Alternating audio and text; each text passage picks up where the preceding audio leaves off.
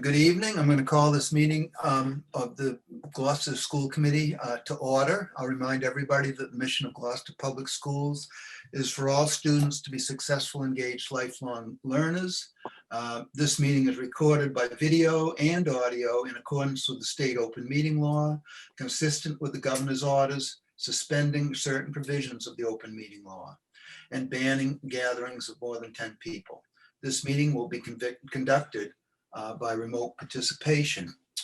I will read the information about calling in when we reconvene. We're going to go into executive session for the purpose of discussing collective bargaining, and we will be in executive session. I will make every effort to get back into regular session by 7 o'clock, but that's at this moment not guaranteed.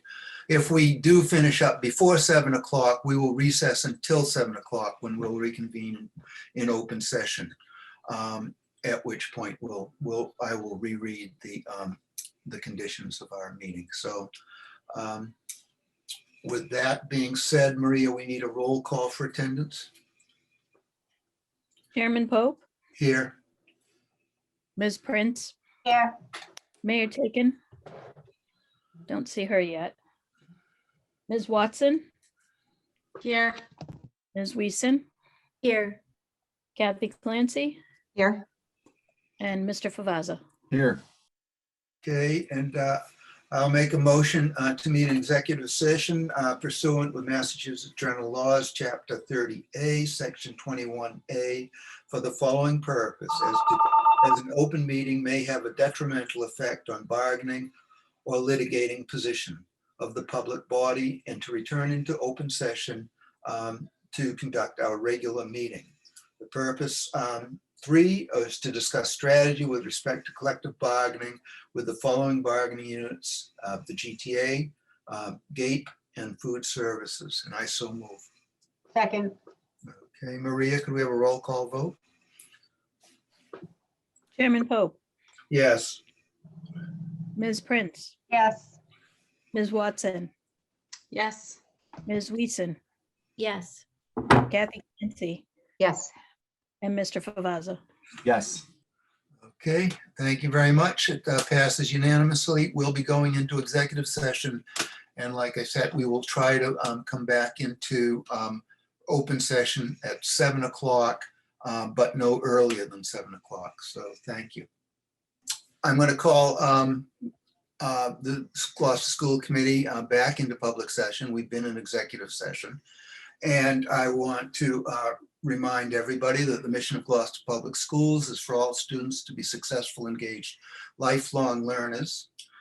This meeting is recorded by video and audio in accordance with the state open meeting law, consistent with the governor's orders suspending certain provisions of the open meeting law and banning gatherings of more than 10 people. This meeting will be conducted by remote participation. If you are calling in on phone, you can press *9 to request to speak. If you're watching on a computer, your device, there is a raise hand button that you can tap or press to request to speak. Please use either of these options during oral communications to be recognized to speak. We've already had a roll call vote, for attendance before we went into executive session.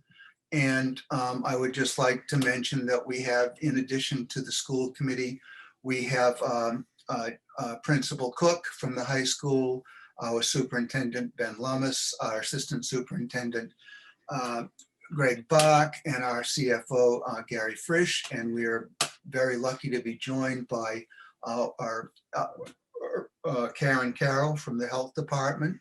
And of course, we have Megan Salufo from the Gloucester High School Student Advisory Council. So with that being said, I'm going to ask you to join me. Jonathan, just so you know, for the record, I'm here. I wasn't here when you first opened up, but I am now. Okay, thank you. Thank you. I'm going to ask you to join me in the salute to the flag.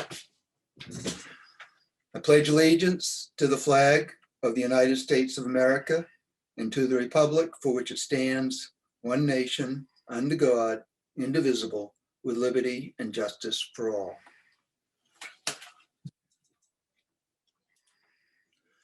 Okay. The next order of business is oral communications.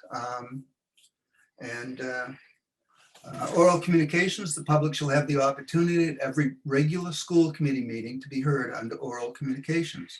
Oral communications shall allow any resident who has a request or complaint of any nature relative to the school committee business to appear before the school committee, state their problems without debate, and the matter will be referred to the proper subcommittee. For items that are on the agenda, members of the public may address the committee with the permission of the chair. Persons speaking under oral communication shall be limited to 3 minutes each and shall submit a copy of the prepared communication to the recording secretary. The school committee chair shall not allow complaints as to individual performance or character. So that being said, I'm going to open up oral communications. As I said, if you'd like to be recognized, raise your hand with the raise hand button.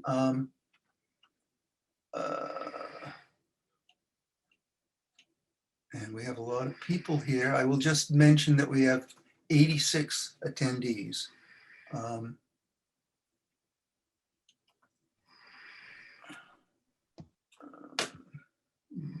Jonathan, someone did just press it and then it disappeared, so I don't know if, Yeah, I had talked to somebody earlier and said they were going to talk, and I don't see him here as unless they're just as a guest. Rob Lebo from the superintendent of Rockport had wanted to say something, but I don't see him. I've seen it 3 times that somebody has tried to raise their hand and then it disappears right away. Oh yeah, right up at the top. Superintendent Lebo, I'm not sure if he does want to speak, but No, he contacted me earlier and he, oh, here he is. Okay, Rob. Well, thanks, Jonathan. It's because I'm a non-resident. I think I've been. I just wanted to take a minute in the difficult times that we've all had for the past year and give some recognition to 2 folks that really reached out and helped out the Rockport Public Schools in the last couple of weeks. Mayor Thakin and Jamie Marjota reached out and said, do you have any names that we might be able to get scheduled for vaccination appointments? We have some extras. Send me 10 names. So you might recognize whose voice that would be. So we sent 10 names and then we got 5 more. That's it. We're being shut off. Baker's coming around the corner. We're being shut off. So we got 5 more. 75 names later, we were able to get about half of our staff vaccinated with the help of those 2 individuals. And, you know, regardless of all the trials and tribulations that, you know, we go through between schools and between communities, that was so heartwarming to have that outreach and be able to get us actually in a position where we're going to be able to open up, you know, just like you're struggling with those same issues, because it was a huge thing to get our folks vaccinated. And we now have all but about 2 staff members vaccinated. And I just want to say appreciation from Rockport to Gloucester, and enjoy your meeting. And thank you very much for letting me join tonight. I know it's against the protocols, but I really appreciate it very much. Okay, thank you, Rob. Thank you. Okay, is there anybody else who'd like to speak under oral communications? Okay.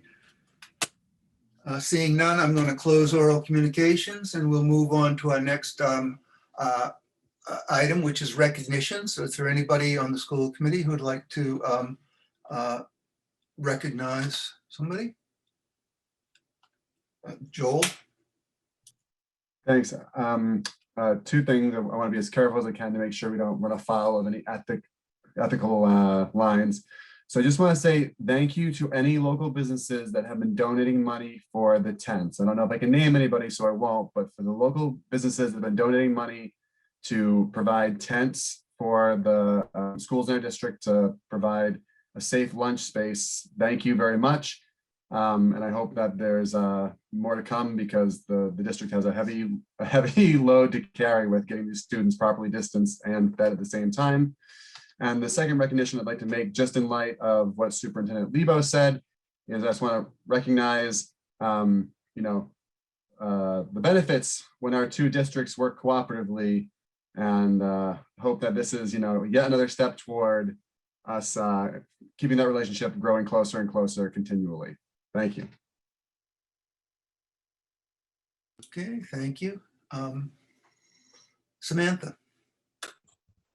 I just, as always, want to recognize all of the staff. I know that we have another huge transition coming up, as Ben will talk about later this evening. And I think I can safely say that we all recognize how much hard work goes into that planning. So I just want to give a big shout out to all the staff who are working 24/7 to make that happen.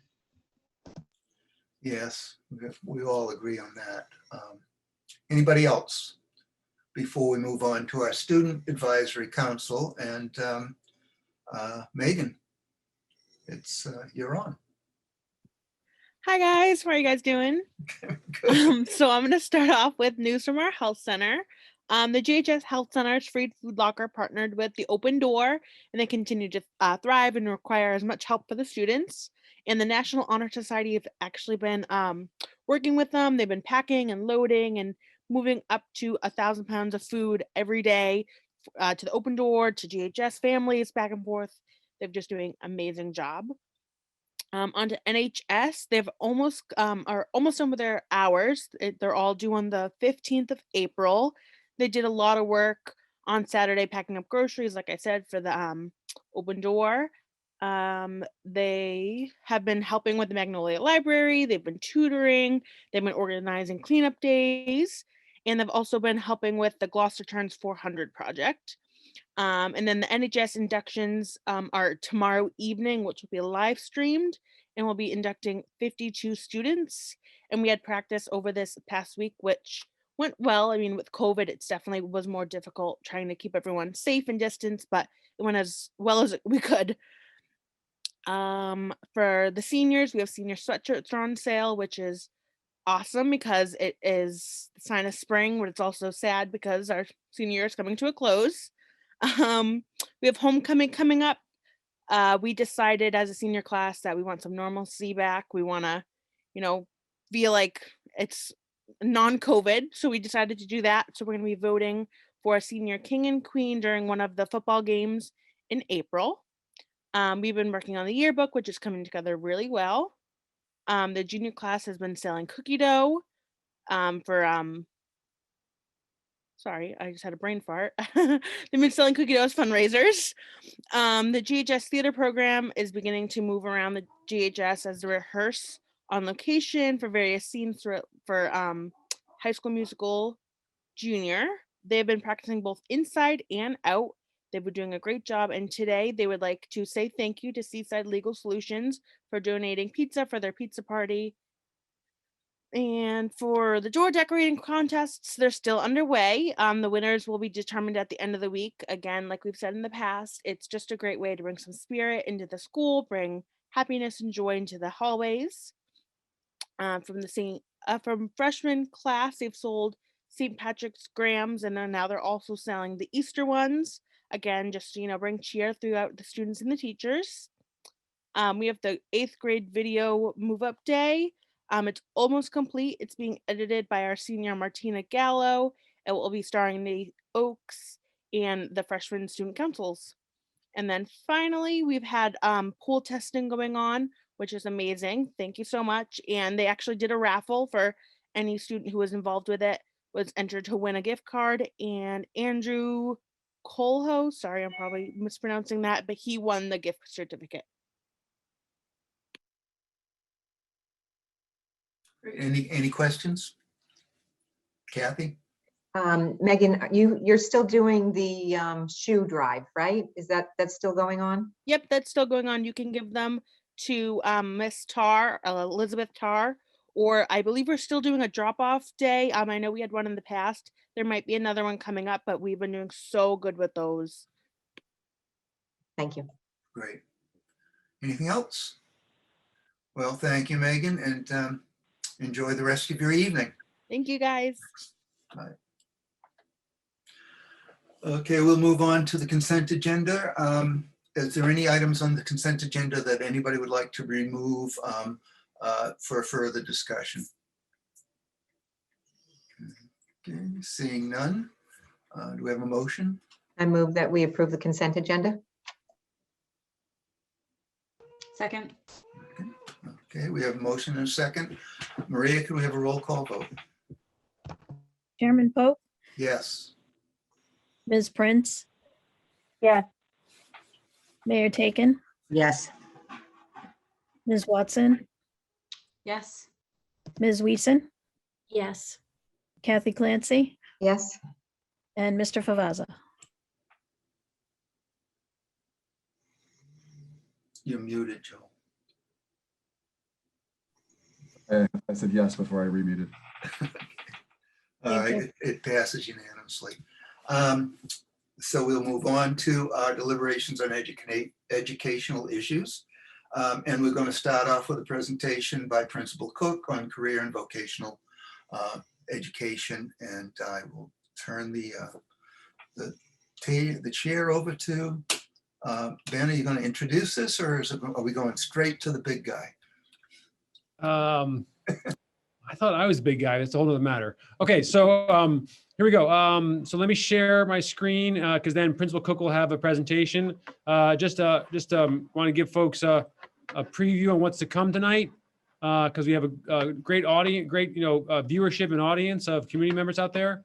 So you'll see I changed this slide for the first time in a while because tonight we'll have a focus in large part on returning to our regular school day, which is this whole year has been a big deal. Okay. And this is yet another step in the big deal of this year.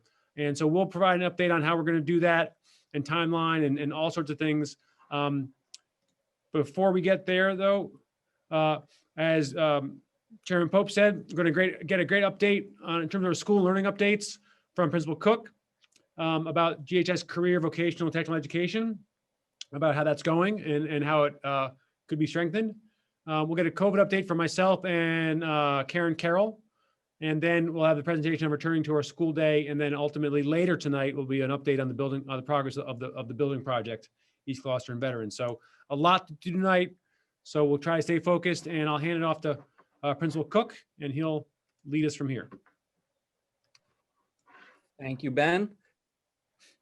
And Ben, okay, the slides are in here, so that's good. I did want to say that Megan had, there's the question from Kathy Clancy about the shoe drop off, the event. Folks can drop off shoes at the high school this Saturday from 8 to 12 outside here at the high school. So it's Saturday the 27th from 8 to 12 right here at GHS. Hopefully we get some good weather and spring's here and do some fundraising. All right. So I did a quick version, kind of the elevator pitch version of this a couple weeks back. So there are parts that we're going to move through very quickly here. I did want to present the committee and also the folks at home with a sense of what we did between the beginning of the pandemic and getting ourselves ready to have a fully functional vocational program in the fall earlier this year. So this slide talks about how we continued with the parent outreach and the open house, all in modified forms, and the remote application process that we quickly transitioned from paper to online, and we got just a tremendous number of applications that allowed us to really get into making choices with some full level 1 courses. The freshmen coming in, we were able to meet all those seats. Ben, we've lost the slides. I've lost the slides, Ben. Anyway, so you get the that part that we did leading up. I'll just go to the slides that I have here on my screen so I can refer to them when as Ben comes back to us. Then we made continued with our sustainable improvements, guided by our program advisory committees, guiding some of the curriculum review, updating it and expanding elements of our curriculum. We're really focused on moving from skills to employability and entrepreneurship, right? So they're not just learning the skills and the trade, but how do they bring that to the workforce, and then entrepreneurship, those business skills on their own. So really growing that part of our curriculum is a focus this year and next year. We, of course, like everywhere else in the school, brought in a lot of online resources to match with the hands-on part, and then what can we do online as well, and then sustaining through the pandemic meetings, right? The general and program advisory meetings that we'll be aiming for, the second semester meetings coming up in May. The program advisory committees will be in person because we're able to create that kind of distance in the shop areas and get folks from the advisories into the school. So we were really happy to figure that out. In the next slide, then. So wait, is that where you want to be? Yep, that's where I want to be. You're right there. All right. Thank you. Sorry about that. No, yeah, we carry on. Okay, good. Thank you. Yeah. So this is the part I didn't really get to last time, which is a look at each of the programs, just for folks at home, particularly who may not know the 4 Chapter 74 Cvt programs we have: advanced manufacturing, automotive technology, carpentry, and electricity. So what's going on in each program this year? The next slide focuses on advanced manufacturing, where we've updated the computer lab completely, redesigned so it's a better environment for learning. So we rearranged that space, upgraded all the computers. So much of what happens in advanced manufacturing is designing on a computer, right? So you're designing and then you're applying that out on the shop floor. And so we have both parts of that going now. Upgraded the equipment on the shop floor with a capital grant 2 years ago in 3 years FY18 budget. And then last year into this year, upgrading the computer lab to match that. We also used our Chapter 74 grant funds to update the tooling for the milling machine and lathes, again, to bring some of the tooling equipment to be as good, as high quality as the machines. As maintenance of the machines, as we've had them for a few years mixed in there, because we got to keep up with that. And then finally, this cloud-based instructional technology. Rather than it being based on a computer, we want as much as possible to be using technology that students can access through their Chromebooks, right? The one-to-one Chromebook initiative. So they can be in the lab or they can be elsewhere. And that's an ongoing process to be more in the cloud with advanced manufacturing. What's really exciting is Ben, Ben for the first time, brought him into the agreement that we have for an advanced manufacturing expansion program.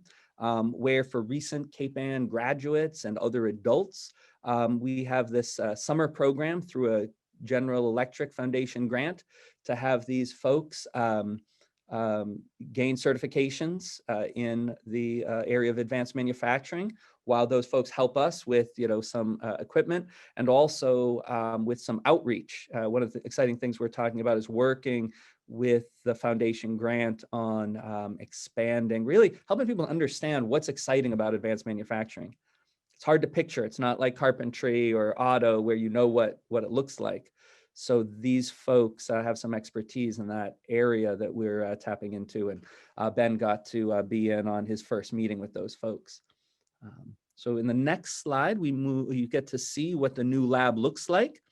And you also get to see, one of the things that, the students apply using the lab, and then the computer lab, and then on the shop floor get to produce.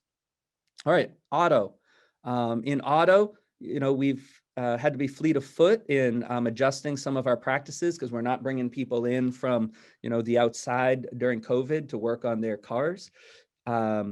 We have through Lion Wa and GEF been able to fund an additional auto teacher position. We have been able to use our budget plus some Perkins grant funds to buy new lifts and new wheel service equipment that you'll see on a subsequent slide. And then using the cars donated, rather than having people from the community bring in, folks have donated cars that our kids can work on the whole range of skills that they need to develop using each of these cars. So on the next slide, just get to see a peek in the next slide at what the lifts look like. The lift's in action there with a tire changing project where students use the road force tire balance. It gives the road conditions and runs tires through real road conditions, which is new. And then the new tire changer machine as well. Just give you a sense of some of that new equipment. And then on the next slide, you get to see, it's hard to get them all in. I couldn't even get all the cars into the picture, but students are working on these donated cars to practice the full range of automotive skills, same as they would any other year. Everything from tires to transmissions, ignitions, testing emissions, brakes, basically everything they do. All right, so give you a glimpse now into the carpentry program and how they've adapted. They've built desks for remote academy students, built a partition for the preschool's multi-purpose room, and then you can see various kinds of sheds that allow them to practice different aspects of house building, but on the smaller scale of sheds that we can do right here on our school lot. So that's some of the adjustments and kind of diversity of work they've been doing in carpentry. And then finally, our electricity program. Bob Devlin, early on in kind of as we were thinking about how things are going to look different in the summer, he knew that the traditional booths where students practice electrical wiring wouldn't work in a COVID setting. Students wouldn't be able to be distant.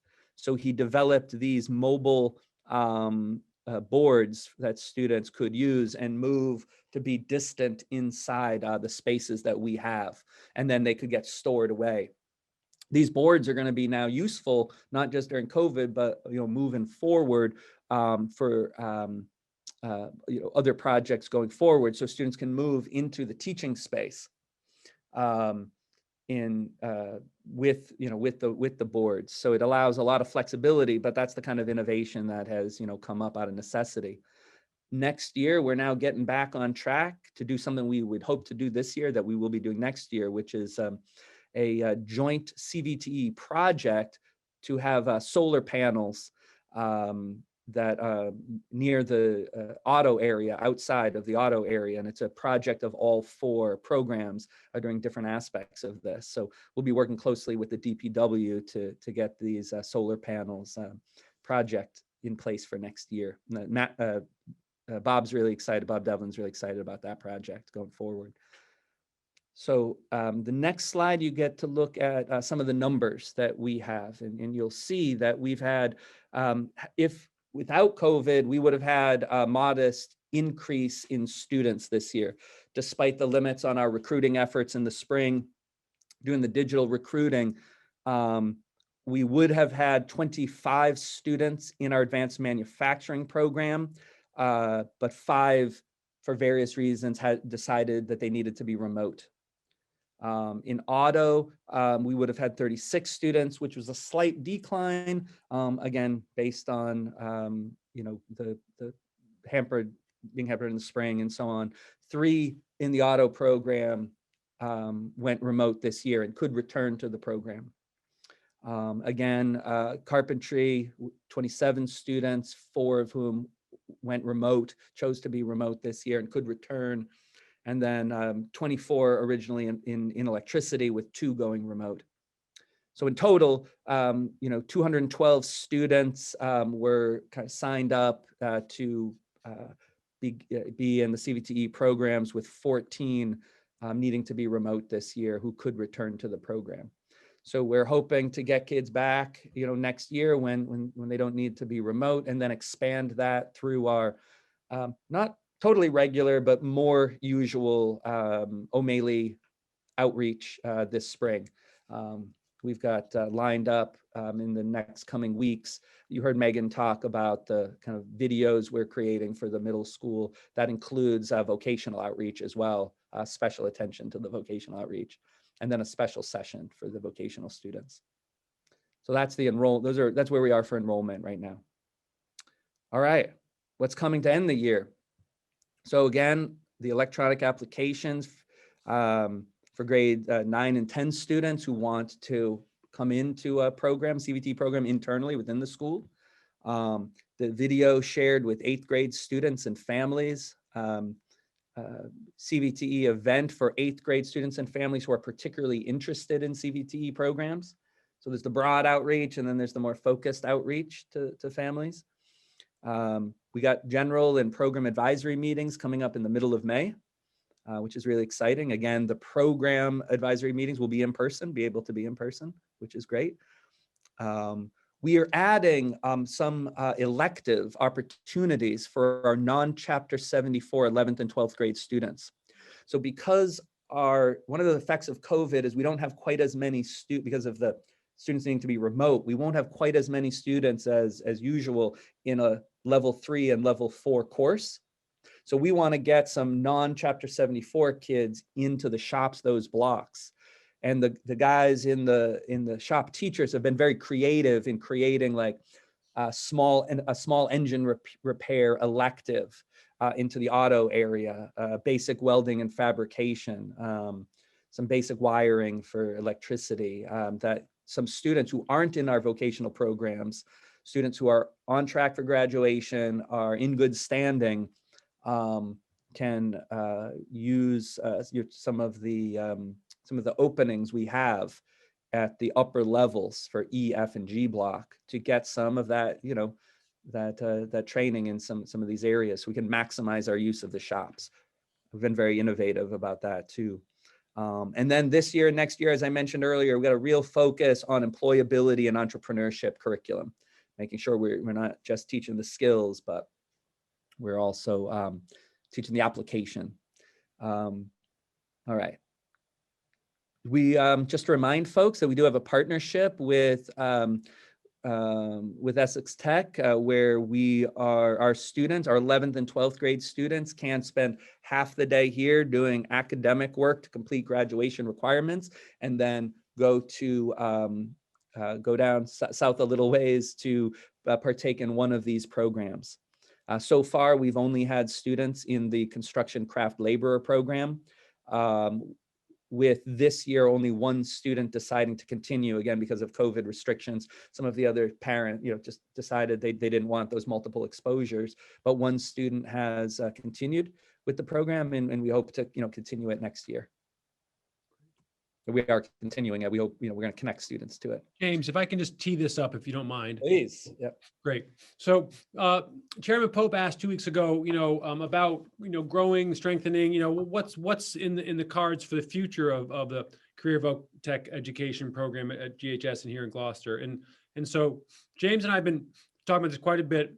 And I just want to frame it a little bit in the sense that, ultimately, our role, and when I say our role, I mean our teachers, our professionals, the school committee, the principals, myself, our school secretaries, our food service workers, our bus drivers. All of our role ultimately is to help, and I won't say this, I won't be too articulate here, but I'll give it a shot, is to really help our city's children, find their path as they grow up, explore academically, achieve at high levels academically, broaden their horizons, engage in arts and music and technology and a tremendous amount of, range of subjects, learn how to read, obviously, but really craft like the beginnings of their path into adulthood and citizenship. How do they become an active and engaged community member?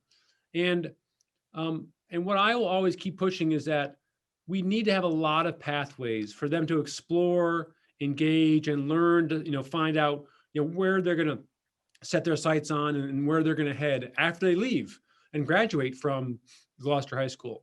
And the role of our Career Voc Tech programs is really crucial in that, in so many ways. And it's up to us, I believe, and I hope we'll all engage in the years to come to deepen these programs, strengthen these programs, broaden these programs, because, four-year college, two-year college is one path, but there's so many paths, and these paths, especially today, advanced manufacturing, some of the things you've seen tonight, biotech, and other programs we'll talk about, really can set our young men and women on paths towards employment, passion, success, being active, engaged community members, and they are as vital, I think, as ever, and need to be. So we're just going to take a little bit of time here to sort of begin, or continue, really, I should say, I shouldn't begin, continue the process of strengthening these programs, and just describing a little bit about the possible path forward. So just to highlight this, and James will take over, the two really primary long-term goals for Career Voc Tech in Gloucester here and at GHS. One is continue to strengthen and grow our existing programs. So we'll talk about that a little bit here. And then the other one is very important, which is expanding the Career Voc Tech education with additional programs that enroll more students, but also appeal and engage and enroll a broader range of students. So we'll talk more about that too. So James, if you just, you take it from here, and I'll keep to myself. No, I love that, Ben. Thank you. One of the things I mentioned last time was how at the heart of this idea of our vision of the graduate, right? We talk about wanting our students to be, the productive citizen, right? That's the culmination, and having the collaboration skills to do that, having the communication skills to do that, and having the problem solving skills to do that. That's exemplified. We are in our vocational programs. That's why these programs are, among the programs that are at the heart of what we do, along with other pathways in the arts, and in, biotechnology. You mentioned that, where we have electives, and so on. This is one of the areas where that vision is manifest. So with that in mind, we have the goal of continuing to strengthen and grow the existing programs that we have, the 4 Chapter 74 programs that we have. So to do that, we've got to engage in the sustainable improvement of equipment, as you heard about earlier, the curriculum, as you heard about earlier, and the learning opportunities that students have in those programs, in all 4 of the programs. We need to continue to partner with O'Malley, who've been a great partner with us, to present our programs to students in ways that are engaging for students, ways that really help them envision these pathways for themselves, and broaden who and how we're showcasing these programs to O'Malley students, as well as to the 9th grade students in the high school, where they can still have a 3-year engagement in the programs. Maintaining the industry and community partnerships that we have through our program advisory committees. Really nourishing those relationships is something that we are already doing and need to continue to doing if we're going to strengthen the programs. Our needs, things we need to stretch into doing, include strengthening and getting better at the communication with students and families about the vocational program. That takes additional attention. Creating more and expanding the industry partnerships, internships, co-ops that we're able to offer. Creating articulation agreements with post-secondary institutions, right? Training programs outside of the school where we have agreements with those folks. Gathering information from our graduates, which we do have a system of doing that, but we want to do that more and do that better. Communicating with the graduates and what their experiences are. And then to do all of this, we've got to maximize all the funding sources that can support each of these goals, these ongoing goals. So that's the continuing to strengthen what we're doing.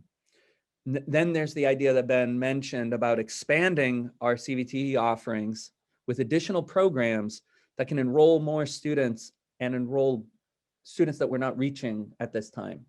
Right? And we have to do that strategically.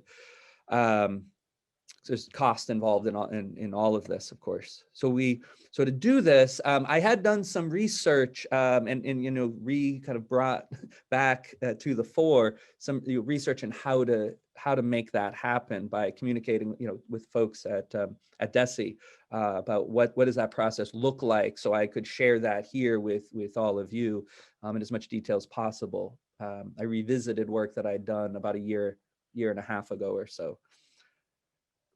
So we would explore the potential for a new cost-effective program for students who are not being served by CVTE. For example, practical nursing and health assisting are new appeal to other students. We may not currently be reaching with these programs, and they're cost-effective. There's not a lot of infrastructure needed for these programs. You got to get really good people, and then there's some equipment, but it doesn't have the same infrastructure needs as some of the other vocational programs that are. We got to do labor market research with the Mass Hire Workforce Board. We know what some of that looks like preliminarily in some of the fields that we're looking at to expand where there is job need. Where's the student demand? So doing more polling of our students to figure out in what areas is there a student desire for additional program. Got to design the program, build the budget, identify the staffing needed for the program. Are there, what sort of grant opportunities are there to support the funding? Seeking partnerships with, community members, with industry, establishing and training a program advisory committee from the beginning of who will be helping us to oversee this. And then because they're our partner in the area, we would, as part of this, need to consult with Essex North Shore Agricultural and Technical School. That would be an important step. As there James, let me take this next slide. Just I think it will help. So the crucial piece here, those are all things we want to be doing and need to be doing to strengthen this program and to create more pathways for our children and more diverse pathways for our children to create, their lives as successful adults and community members. The challenge here, though, is that, and this is why I took over the slide, is because Principal Cook can't do that on his own. It's actually humanly impossible. If we want to continue to strengthen the programs, we've been doing a good job of that, but we can do even more, as Principal Cook just described. And then also, if you want to expand to not only more programs, but more important, to more students and a broader range of students, engaging them in really high quality career voc tech programs. That will take more leadership at the high school. And I know there's some history behind that and some choices made earlier to really, just some difficult choices made in tough budget times, okay? But we want to just lay out a path here, which is really a 3-year path from conception to, students being enrolled and doing. So in year 0, whenever that is, we're not saying or recommending that it's necessarily now, but in the year 0, the school committee would approve and fund a new CVT leadership position at the high school. We're thinking that's a 0.5 position. So you do that in advance of year 1. In year 1, that person would lead all the research and all the work that James just described in the prior page around the background research, the due diligence, market research, student demand, looking for funding opportunities, that sort of thing, in order to get the program ready or get to figure out what we would apply for and what we would do, okay? And then there's a significant process with the state to apply for a Chapter 70 program and get it launched. That would happen in year 2. So you see these, that's the financial resources, that's setting up facilities, that's developing the program of study and figuring out the instructional methodology, it's hiring folks, it's all that work, once the application is in the fall of that year, it's approved, and then you have to have 6-8 months to get it operational, and then year 3, students are enrolled and engaged. So I just want to really put this on your radar. This is not a request for a budget this year. This is just sort of how we're thinking about if we're going to strengthen and grow career voc tech, it would begin with this first step in year 0 of identifying the leadership to carry it forward. One thing I would say is it's very likely, or at least it's reasonable to expect, that a person in that position would be able to find grants that would support the funding of their position. Okay, that's something we have to look into much more significantly. But there is some potential for that, especially in this area where grants are available, partnerships are widely available, and there's a continued growing interest in the broader community on supporting programs like we might be looking into. So we're going to stop there. Thank you for your patience on this. Obviously, an important piece and component, and really want to entertain any questions from the committee. Okay, Kathy. I was thinking about the strengthening communication to students and families goal.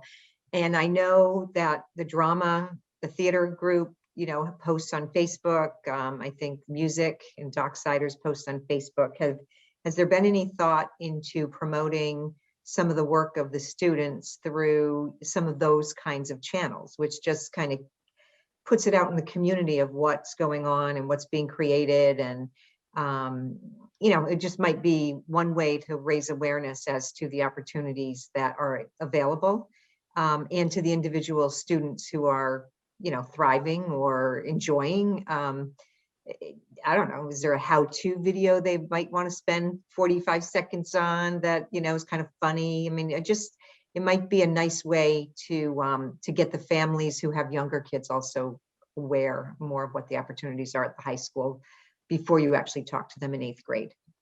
So you don't have to answer. That's just No. So they have social media. The problem is doing a better job of coordinating that outreach, so it's reaching different audience. They have a social media presence, but it's just not, as well, liked, or what, what I'm saying, right? It's not as connected to the nexus, but of folks. And this is the kind of thing of, it takes time to do a good job with social media outreach. You can have a social media presence that is visible only to, smaller groups of people and not reaching a wide audience. And so you're saying there's a way we can find that if we wanted to find that and share what you might be posting? Right. Yeah, I can could organize that a little bit with the bring that back to our minds, as so much of what we've been doing is trying to figure out how to make things happen in the classroom with the COVID situation and so on. So our outreach hasn't been as much a focus, but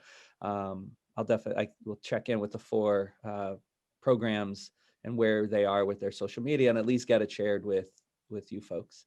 Yeah, that'd be great. Thank you. Yeah. Melissa? Thank you. And I'm going to start like I do every year when James gives his presentation, and say thank you so much for your enthusiasm to this program. From day one, it's been obvious that you truly care about the vocational programs. And I think over the years, it's never really been a priority, but I truly appreciate your efforts and all that you're doing to grow this program, because it's finally happening as it appears tonight through your presentation. So I appreciate that. I emailed you a question earlier, and I'm just going to ask it publicly because I think it's a good question. And I asked you, what do we do in our programs to prepare our students for an interview process for when they graduate? As we know, vocational technical students graduate with not only a traditional education, but also the ability and some licensing to, or certifications, I should say, to be hired right away in these much needed industries that we all pay so much money for, to have an electrician come to the house or a carpenter come to the house. So it's really awesome that they have that opportunity for work right out of the door. So I had asked you, do students create some sort of portfolio, or what does the program do to prepare our students for that process in case they want to hit the ground running day one after they graduate to get a job in these fields? So if you could just talk about that, that would be great. And then I just have a little comments afterwards. Sure thing. Yeah. So I know that in each program, there is some form of first of all, there's interviewing practice. Just those are skills that are part of the skill building in Strand 4. And then there's the physical portfolio that students will create that looks different in different programs. Now, as we brought in some new teachers in recent years, I know that, for instance, Jack Porter, is working with the other folks on, the kinds of things he's done in the auto shop. So everybody is doing the interviewing skills, everybody's producing the portfolio. And then one of our areas of growth to kind of do better is like, let's make sure our kids have the best portfolios, right? Like they have the really, most convincing, and most representative of kind of the work they're doing to sell themselves. So that is something that is part of, I think it was slide 3 or 4, where we want to do even better with the employability and entrepreneurship. That's exactly one of the things that we're doing, that we know that by focusing on a little bit more, we can be the best at it, is what we want. Thank you. So I was excited to see about the potential of expanding programs, and that you, the example that you used was the nursing or health assistant. I don't know if you were aware, but 11 years ago, I think it was, we did a vocational study bringing in a lot of community members to talk about expanding the programs and what were the most sought after fields, and the nursing medical assistant was the top request, not only because it's female friendly, but we all know, especially in these times, there are plenty of jobs in the field. Most of those students that graduate from that program are CNAs and can go to work right day one, like the other programs. So I would just ask, I saw Superintendent Lemus mentioned hiring a 0.5, it would be a vocational director. I would just look into seeing if you can hire 0.5. My understanding of the law is when it goes to 5 programs, you might have to have a full-time director. I'm not sure on that. Working with Essex Tech will give you tons of advice. And also you would need to work with Essex Tech because, as you know, in our agreement with them, we are limited on what programs that we can be competitive with them. So I think partnering with them first would be a great way to get that program up and going in Gloucester if that's the route that we want to go. That way they're aware of what we're doing and the need for a program here that could actually turn into an adult program at nighttime, because we all know many are seeking those types of services at night. So just a huge kudos to you and to Ben for promoting these programs. It's very exciting to me. I love hearing about this field. I love the kids that get involved in it. And to Kathy's point, just know that Jack Porter is very active on Facebook with his automotive shop. I'm friends with him, so I see it personally, and I try to share if he shares. But there's a little bit out there, but it would be great to see our Gloucester Schools or Facebook page or the school committee Facebook page promote this program a little bit better, because they're so awesome. So just a huge thank you. Appreciate it. Thank you. Laura? Thank you. Hi, James. Thank you for this. I just have a quick question. You had referenced that there's a little extra space for electives because of remote kids being remote in the coming year. And I was just a little bit confused by that. It's about this, Laura, it's about the students not advanced. So because some students have been remote this year, they won't be moved to any level 2 students who are remote this year, right? Won't be, they didn't finish their second year, so they won't be able to advance to level 3. Okay. And our level 3 and 4 students have 3 blocks in the afternoon, all next to each other. So essentially they're in the shop, you know, they're in the school half the day and in the shop half the day, essentially. And we won't have as many of those students in the 3s and the 4s because students were remote this year and won't be advancing. Oh, great. That's the reason for some additional space in the 3s and the 4s. Great. Thank you. Sure. Yeah. Sorry if I was Joel? confusing earlier. Oh, sorry. Joel? Thanks. I have just a couple questions. The first one is to piggyback on what Kathy said. I think she's absolutely right. I think that the Cvt program really lends itself to social media because, you know, they're actually making and fixing tangible things that are easy to photograph and people relate to these things that they're doing, right? So I think it would be great if it could be a little more cohesive. And I'm wondering if there's any synergy to be had with, you know, DECA type programs, DECA type coursework. If there was other students in the school, you know, who say, okay, listen, as part of your whatever class you're taking is going to be, you know, this social media marketing component, and you're going to go down to the shop wing on Tuesdays and Thursdays and take some photographs and talk to some kids for 5 minutes and post about it, right? I'm wondering if there's a way to, you know, the same way I always try to advocate to have the carpentry shop build whatever can be built at the high school, is there a way to have other parts of the high school help them out? Yeah. Thank you, Joel. That's, I think there's definitely some potential with the social media market and, you know, like you say, with our marketing courses that we have here, and how can they help with the marketing of the CVTE programs, especially as you said, that they are so visual. You know, I have so many photos, as you saw, just a fraction of the pictures that I'm, you know, often taking. And as, you know, Melissa said, Jack is often sharing, you know, with the auto program, and finding maximizing our students to do that work, and also finding more of a reach is, I think, where we need to go. Sure. And so my other question is, oftentimes, and I apologize if there's screaming kids in the background, you can hear it, but oftentimes, and even tonight was spoken about, CVTE being an alternative path outside of 2- and 4-year college paths. And I agree that it certainly is, but would you also agree that it can be, part of that path? And the two examples I'll give is, one, the obligation for us to produce, well-rounded individuals. You don't have to become an electrician to know how a circuit breaker works, or why grounding an outlet for fire safety is important, or why a car battery, even though it's low voltage, can stop your heart because the amperage, et cetera. And the other example I'll give is we actually have a recent GHS grad. She's at an Ivy League college now, and everyone there is took multiple AP courses and crushed the test, and they all graduate top of their class. A bunch of tryhards, right? It's an Ivy League school. But what sets this GHS grad apart is that she showed up freshman year knowing how to run a CNC machine because she had the opportunity to take cabinet making her senior year, right? And that's really kind of set her apart from these other, students who are also academically strong. So would you agree that there's a role for CVTE in the 2- and 4-year college paths?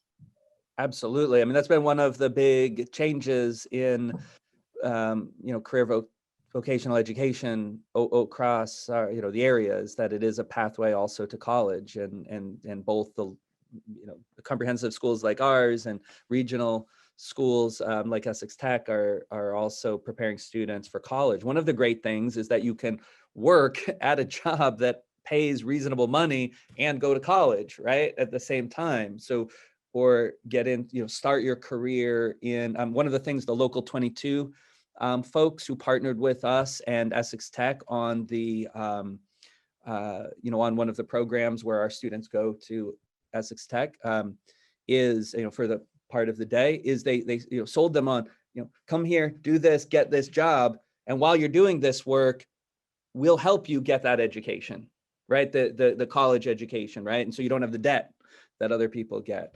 Right. So absolutely, they're compatible paths. We have students taking very high level academic courses at Gloucester High School who are also in our level 3 and level 4 vocational programs. Right. And they have these doors open to them both for the careers and for the college outcome. So absolutely, Joel, that's an important thing.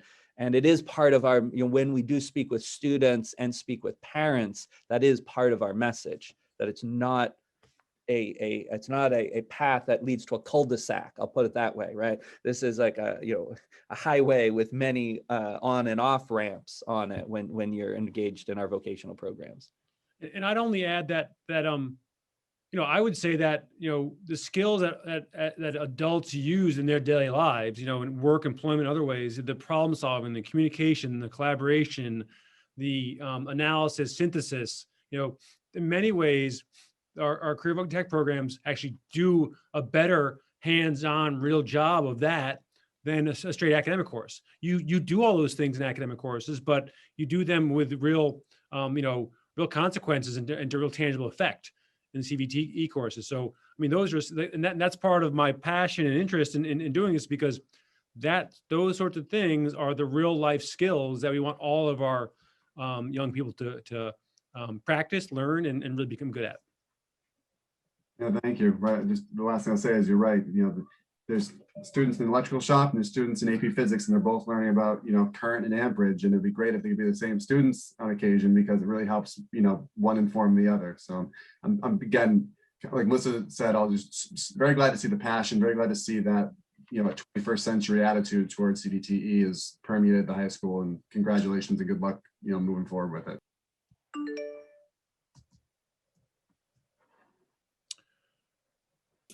Any other questions?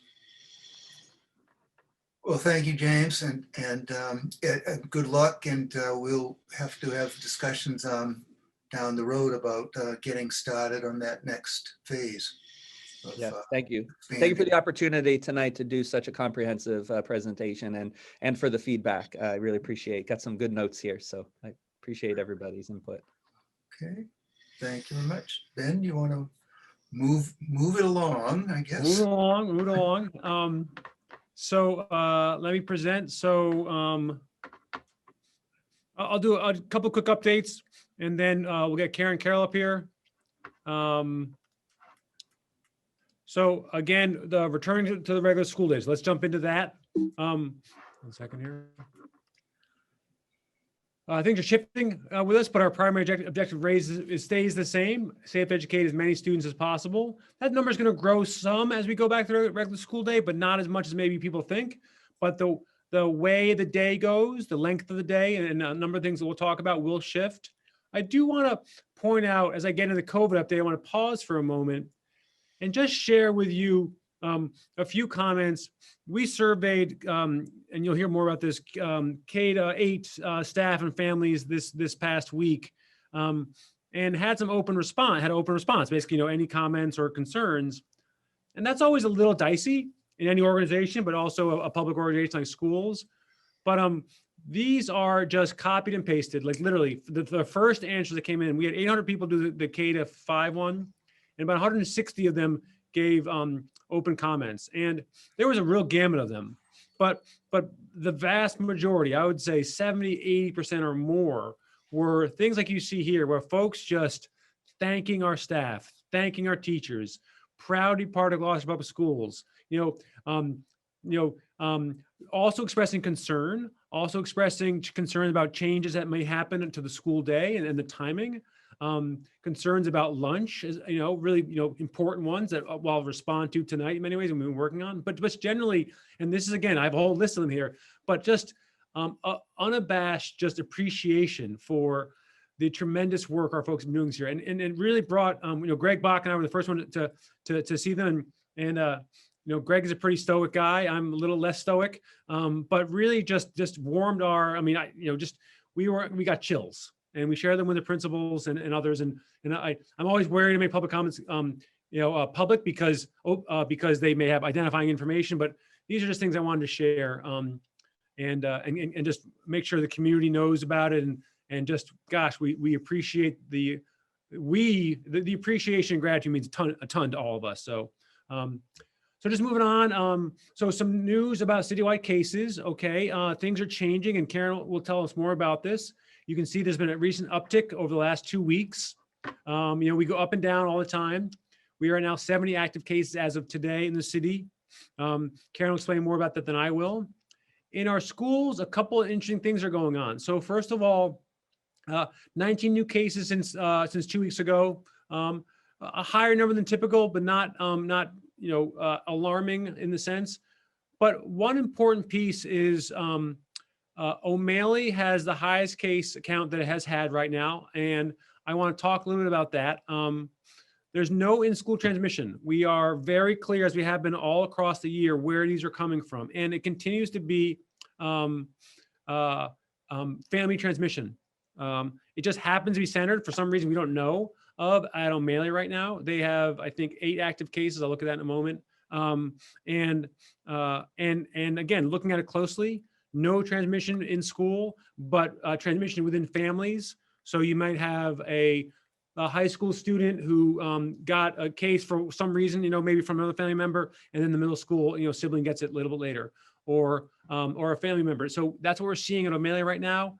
Importantly, related to our conversation around returning to regular school day, O'Malley won't go back to regular school day until April 26th. Okay, and we'll of course keep an eye on this and see what happens. And if something doesn't get better, we'll do what we typically do and can in looking at that. Another thing is we want to continue to caution folks.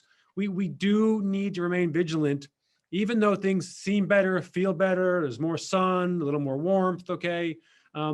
We all have to, across the community, remain vigilant about families, events, taking those precautions, particularly something that's coming up now as we go into the spring season, more sports, more clubs, that sort of stuff, more competitions outside of GHS. Do want to always caution our folks for any large gatherings, whether that's on a dance floor, at a restaurant, or athletic tournament. But just to caution folks about doing those sorts of things where many people from different areas are coming together. So that's one thing. Let's look at the specific cases right now. A couple things to point out. So 16 now, 12 2 weeks ago. So obviously a little higher, watching that very closely every single day. What's noticeable to me is our elementary schools are doing incredibly well. Perhaps the best they have all year right now. Only 2 active cases across all the elementary schools. You see the concentration is at O'Malley and Gloucester High. That's a similar pattern than we've seen before. That's why we're doing pool testing at those places, okay? Pool testing this week, all the pools were negative. We continue to increase slightly the numbers of students and staff testing at O'Malley, but those who are at GHS as actually less this week than last week, okay? That is something we wanna really continue to ramp up. As you heard at the high school, we now have students involved in being messengers and raffles, that sort of stuff to try to get the group testing, the weekly testing up there. So again, watching O'Malley closely, concerned, and keeping and being very vigilant. And if necessary, we'll make changes. But we do think that, you know, we've been here before in terms of watching, keeping an eye on things. It's always so far things have trended downward after they hit up a little bit like this. But we'll keep an eye on that, and we'll work with Karen's staff. I do want to just now stop the presentation, and Karen will help us understand just where things are in the city, and then have some time for questions before she heads on her way. But Karen, all yours. Okay, thank you, Ben, and hello, everybody. Good to see you again. So just to kind of put some of the things that Ben said into the fuller picture, and we didn't produce the graph with all of our data points, but it is kind of a mixed story right now, and it is hard to get your head around it. You know, on the good side of this whole thing, we are moving into spring. We know the virus spreads less in the warmer weather. We know that people are outside more, and therefore the virus spreads less. And we also know that people are getting vaccinated, and our most vulnerable residents are getting vaccinated, and we have a lot of them vaccinated. So at this point, Gloucester has 32% of our population with at least a first dose, and that includes young people who can't get vaccinated. So we're moving in the right direction, and that will protect everyone. But I think what we're seeing is a couple of things. One is the arrival of the B117 new variant strain of COVID, and you probably heard about it. It's the strain that originated in the UK. It is now here, well established throughout the United States and in Massachusetts and on Cape Ann. So we have confirmation that it is here, and it's pretty widespread for our cases. And it is more virulent. So it does travel more quickly through families, households, and that's what we're seeing. We're seeing it on a state level, and we're seeing it here locally, that it's really tough when it gets into a house to stop it. It's just spreads that much more easily. So, and I think the other thing that we're seeing right now is people are moving about, people are maybe letting their guard down a little more, maybe just as life is opening up a bit. People have a lot of contacts, you know, there's a lot more movement, and kind of like in the fall, you know, we saw that, and as people start to travel through spring breaks, things like that, you know, the virus moves around because of that. So we see a lot more contacts in virtually because of those two things in all of our cases. So that's hard. You know, I think another positive piece of this whole thing is that our positivity rate is well below 5%. And at the moment, the state is below 2% and Gloucester is below 3%. So that's good. That's a very low positivity rate where you're not seeing a lot of transmission. And schools continue to not be the drivers of transmission of the virus, even as we see our cases go up. And that's been the case through the entire past year. So that's kind of where we're at in a nutshell. The wastewater virus level, I can just tell you, has continued to decline for several weeks until last week. And then it increased slightly last Friday. So again, watching that really closely. It's still not back to the high level that it was earlier in the fall and winter. And yeah, I mean, these are the kinds of things we're watching closely. BioBot is hoping to, or they are now able to test our wastewater for the new strains, the variant strains. So that's good too. That will give us some more information. But again, we know it's here.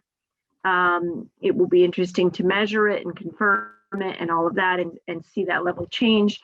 But it won't change what we do or how our public health response should be. So I think Ben said it well when he said we kind of need to keep on with our public health measures and keep wearing our masks and social distancing until we get more of the folks vaccinated in our communities. So though that's kind of the picture. Did I miss anything, Mayor? You're doing this spiel with me every other day. And, you know, I think that's kind of what we would say is happening at the moment, that we're, you know, cautiously watching all of these things. I feel that we're in a better place than we were in November, December, January, but I don't feel we're out of the woods. So. No, but I want to thank you. We're going to have a new line so people can get some information. It's going to be coming up on pretty soon, where you can, people who don't have access to technology will need help. Instead of the 211, we'll be able to call a Gloucester line, and we'll be able to talk to someone and some of the questions and concerns and some of the other things. It's not screeners, it's not the Board of Health. It's just like a helpline to, what can I do for you? How can I help you? Do we need to schedule an appointment? Do you need to, you know, need some help? Do you need a ride? Do you need someone homebound? Because that's what right now what we're getting is people, how do we get the homebound vaccinated? And that's what we're doing. And we're trying the best we can. You know, if we got the vaccine, you know what, I think we'd be a powerhouse. I mean, we got the refrigerator for it. We got everything else in the staff, and they're doing great in the place. And you know what, I'm thankful for the Elks, but we'll get there. And I want to give a shout out. They don't want the names, but we have, he already mentioned myself and Jamie, but we have COVID angels. There's COVID vaccine finders, but there's COVID angels. And we have a lot of angels in Gloucester, and a lot of them are going to volunteer on the helpline. But we have to get up at 12 o'clock, 3 in the morning, and 5:30. And now we have enough angels that we don't have to get up all those hours. Thank you. And we're doing the best I can. And the more that, you know what, it opens up, the more it's going to be harder to get these vaccines. And I don't know what's going to happen when Gillette closes. I mean, the Red Sox completely, because they're going to be open and all that, but we'll do something. And I really have to give a shout out to my Board of Health, and because everything you can think of, we're going around the clock and doing everything we can. And for those, I just want to say, because a lot of people just sent some emails, a lot of people went to Cruiseport. They got their first shot and second shot. You're fine. People thinking, oh, is something wrong with that vaccine? No, that's the Pfizer one. Some people, when they have extra shots and people don't show up, you get anyone can get one. And there was a few people at different places, different clinics, Manchester, Rockport, Ipswich, all around. There's no vaccine for the second shot. And that was, you know, Karen's fear is that when you partner with someone, you do something, we want to make sure that we have accountability and you have the second shot and you have all that, because it's now we're scrambling. But Karen and I, we got 150 vaccines. It's kind of nice, right? And she's going to do the visor. So, you know, I know quite a few are listening. Yes, you're going to get your second shot. You don't have to go crazy trying to find a VaxMax to get your second shot. Once our board of director and her staff and Kelly, I can't even thank enough, get everything all ready and going. We'll put something out there so you all who knows that. Because some of us, we can't even get the information, but don't worry, Karen's got it under control. We got the angels, and we're thankful. And I'm thankful for the teachers having all their faith in the workers. And I know it's not easy, and if there are teachers out there that who do not, or any school workers who do not, it's vaccinehelp 01930@gmail.com. Vaccinehelp 01930@gmail.com. That's the angels. They all go on, they all have access, and at midnight we'll all meet, but I get to sleep at 3 in the morning. So thank my angels. Thank you. Laura? Thank you, Karen, for the update. Just a question related to what you said about B117 being here. So I'm assuming there was sequencing done that confirms that. My understanding from the UK and other parts of Europe is that B117 is more prevalent in children. That they've found much higher rates in younger children who didn't seem to be as, didn't have as high positivity rates for the, I don't know what you call the original virus, but obviously with us going towards reopening full time, I'm just wondering if you are seeing any of that or what the sort of Massachusetts advisories are on that element of B117 being here.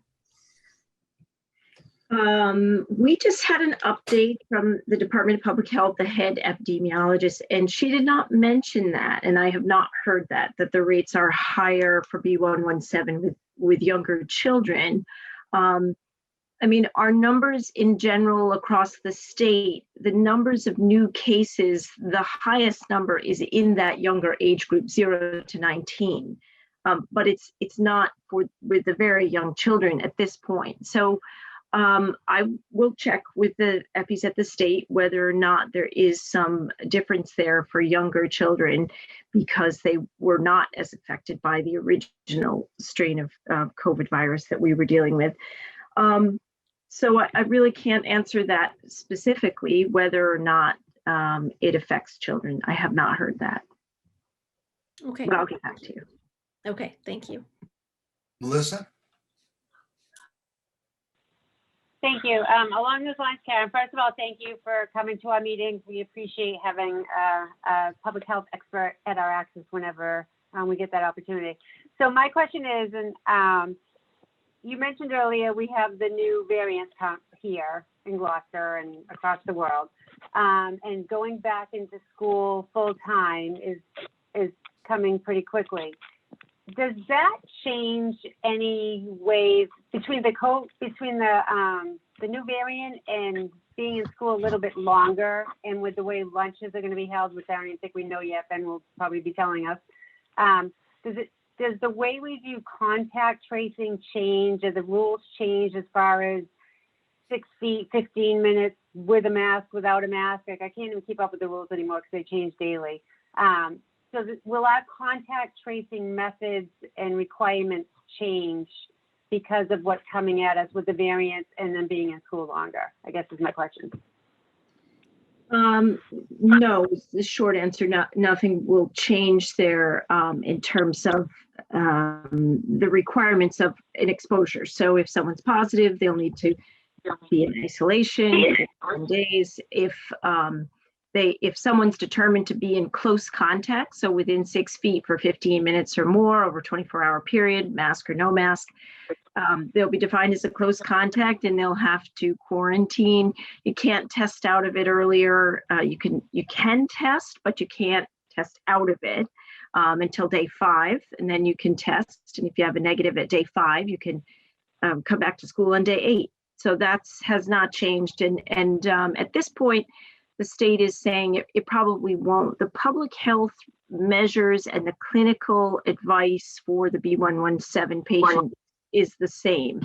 The only difference to it is to continue to remind the community that this variant is a little bit stronger than the last one. So you really have to continue with these precautions. But other than that, they're the same precautions, it's the same protocols, and the treatment is the same. The clinical process is the same. So they initially were letting us know when we had that variant, and now they don't even let us know because it's too widespread and there's no real need to. There's nothing we do differently.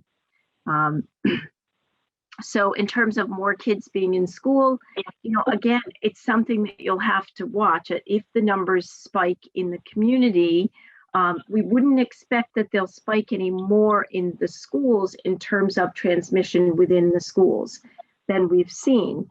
But if that changes and we see transmission in the schools, just maybe because the sheer numbers go up, or maybe because this virus does move more easily even in schools and work settings, then we will have to follow all the protocols we have in place of, 2 or more in a class or a bus or whatever it is. We would organize testing. The testing unit would come out.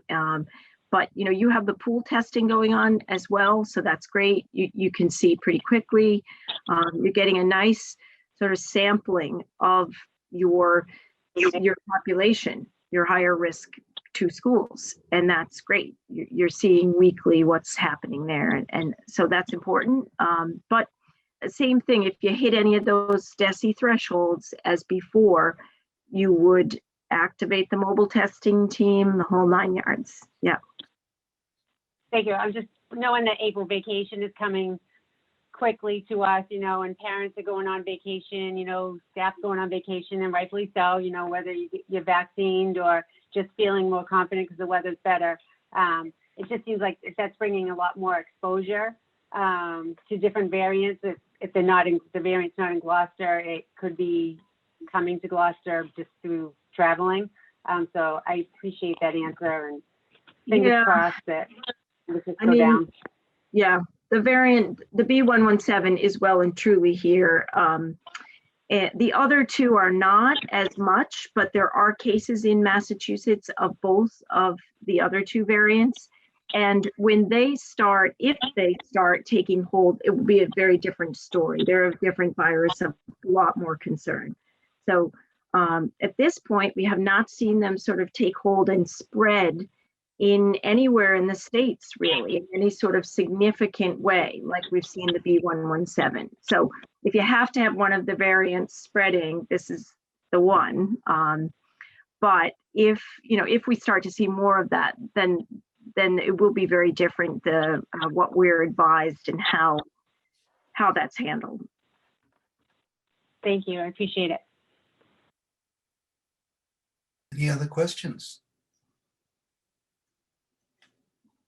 No, but I still want to give a shout off. You know, Ben's very lucky. I have Karen, but he has Jeff Paco. Okay. Besides having Karen, I think a little bit too much. You have Jeff. We have to give a really good shout out. We're very lucky. We have wonderful nurses in our schools. We're very lucky. They stop it right away. They know what to do, how to do it.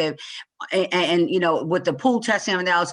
But let me tell you something. Jeff has gone beyond, because we talk all the time, and Ben and everything else, what we can and cannot do.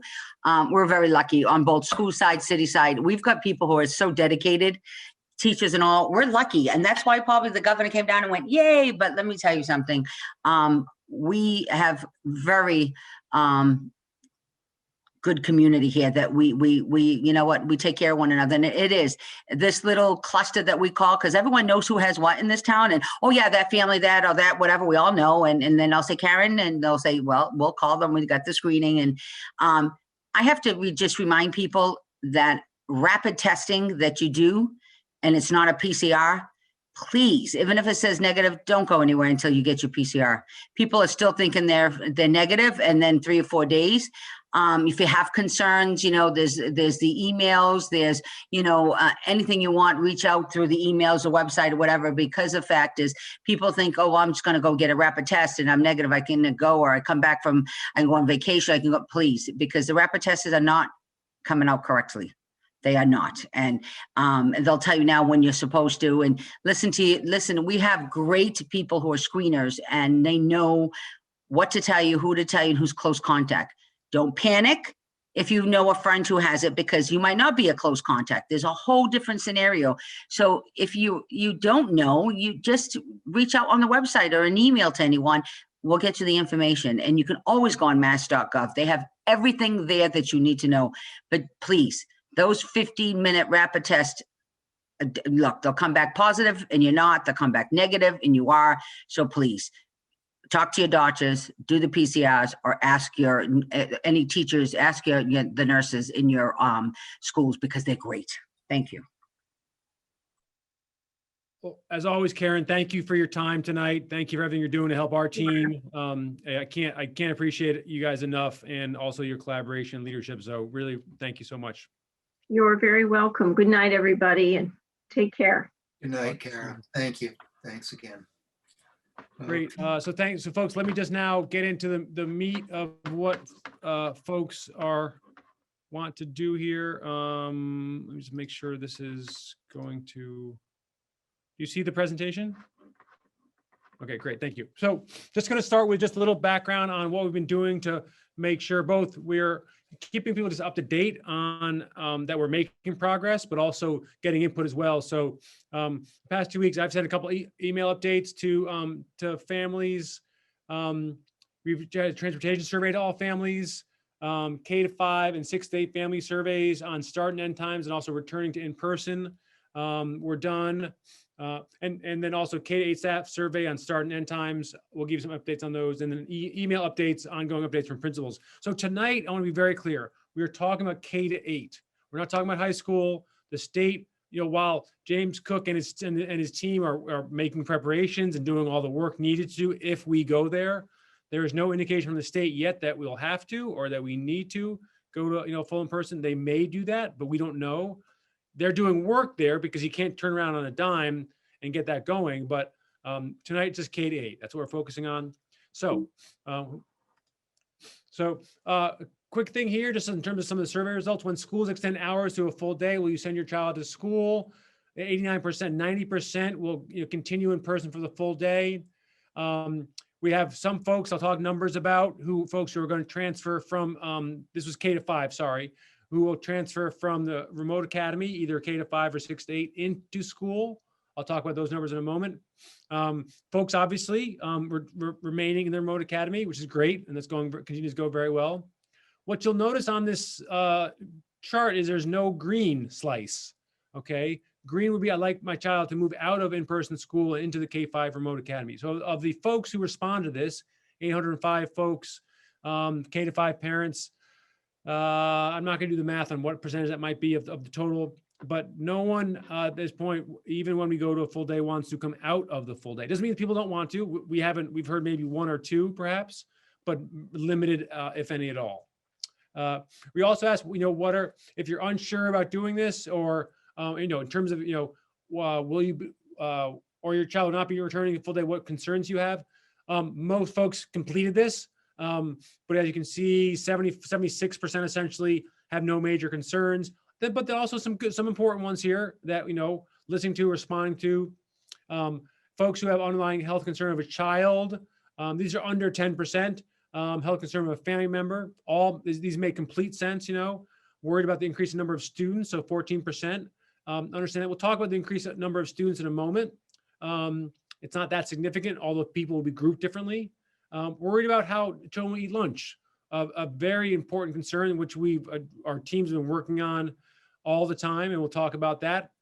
Don't have transportation, then general public health concerns. So those are some of the top concerns folks had. It's good for us to know about it so we can help people if possible. And certainly ones we can address, we are addressing them. So these are things that'll be happening that are common to both K-5 and 6-8. So in terms of just the big one here is the length of school day. We are going to return to the regular length of the school day. Okay, that'll be 6 hours for K-5 and 6 hours and 15 minutes for middle school for O'Malley. Student schedules, for the most part, these have returned to the regular student schedule that's been done in the past. So, same number of courses a kid had at O'Malley last year, he would have it this year. Same number of offerings that a child is having, across the week at elementary school, same sort of thing. Okay, essentially, the biggest difference on this is that we have concentrated, especially at elementary, the academic portion of the day for this, this whole year so far, into those hours they've been in school for the most part. They do get some specials, but what happens when you stretch the day to a regular school day is those specials or interventions or other classes that are not core academics are interspersed, more into the academics. And that's really how we stretch the day. So that's a general rule, so to speak. But what that does require is rebuilding both the staff schedule and the student schedule. And that's a lot of the work that's been going on. Students and families, and even some from staff, don't see a real change in that, a major change in that. But it takes a lot of work to overhaul those, and our principals with support from some staff have been doing that. Meals, lunch and breakfast will both be served, but they will be different. I'll go into more detail on that. Very importantly, and everyone needs to really hear, the safety protocols remain the same. Face coverings, hand hygiene, cleaning, contact tracing. A real concern, I wouldn't say concern, questions have been raised about contact tracing if you go to 3 feet between students, do you do contact tracing any differently? You don't. And just so folks remember, at whether it's the high school or whether it's a few of the some classrooms at the elementary school, particularly at West Parish, we have been at 3 feet, okay? And we do contact tracing. We don't do it differently. It includes a few more people definitely in a given classroom, okay? But it's not a different mechanism. It's not something we haven't done before. Our nurses who are fantastic are well-versed in it. And it won't, it's not a new thing for any of our folks who are involved in it. But it does seem like if you have more kids or they're close together, you will have more close contacts, but the process of identifying them is no different. Different distancing will be different in many places, but not all. 3 feet minimum distance remains. That's how we've been operating all year. Many classes will continue to have more distance than that, especially in the elementary schools will have more distance than that. I'll talk more about O'Malley in a little bit and their changes in the distance there. Buses will have more students on them. We are, as I mentioned, I think 2 weeks ago, we'll have 2 students per bench instead of 3. And that's DESE has allowed us to have 3 students per bench seat. We are sticking with 2, and that will allow us to have all the students who are requesting to travel to be on buses. We're still working on that. We may limit it to 1.5 miles. I just got to check in with Adam Mayo about just exactly where he is on that. The whole bus situation in terms of reroutes, new routes, is more people is complicated, but I'm really glad we have Adam Mayo on our side on this one. Really, really importantly for everyone to know, all of our options remain open we've had all year. Okay. And not that we ever want to go from a regular school day to hybrid or to remote, but we certainly can do that if necessary. That could be, as we've said all year, that could be on a classroom level, that could be on a grade level, that could be on a school level. Okay, we will be cautious. We will do what we've been doing all year, which is looking at the data, tracking every case, working with families, knowing exactly what's happening in our schools related to COVID and change if we need to. Okay. So I just want to assure everyone who's listening here that we've been deliberate, we've been thoughtful, we've been safe. That continues. Okay. There's some changes in operations along, the regular school day. None of that's insignificant. I don't want to diminish it, but we will continue with our same approach, which has, by all working together, including our families helping out, has really helped us do a great job this year. And that doesn't go away. That still will be here and still needs to be here. So let me just dive into elementary schools. There's just not a whole bunch changing here that is sort of obvious and to talk about. It doesn't mean things aren't changing, okay? What I mean by that is the regular school day, it will begin on April 5th. It will be a 6-hour day. Student schedules will be what they have been in the past, as I described earlier. There are changes for teachers in terms of what their schedule is, but it's not new to them, okay? There are changes for students from their schedule, what it has been this year, but for most of those students, they've had that schedule in the past, okay? There'll be some, little bits and pieces here that may be different a little slightly, but that happens on a school-based level. And it's, and I don't want to diminish it. It's just that it's hard to describe in detail the sort of, the singular pieces there. So across all of our schools, 30 students have requested to come back from the remote academy. That's across the schools. I'll talk more about some limitations on that in a little bit, but just so folks know, it's not like we have 150 folks coming back into elementary school. It's a total of 30 at this point, and we expect it to stay very close to that.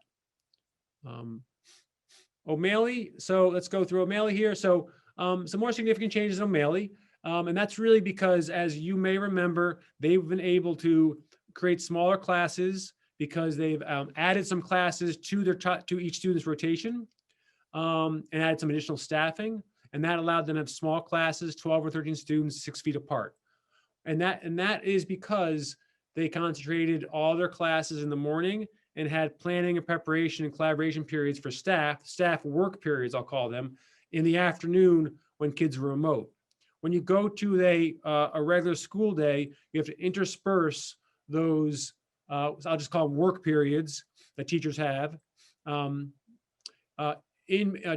across the whole day.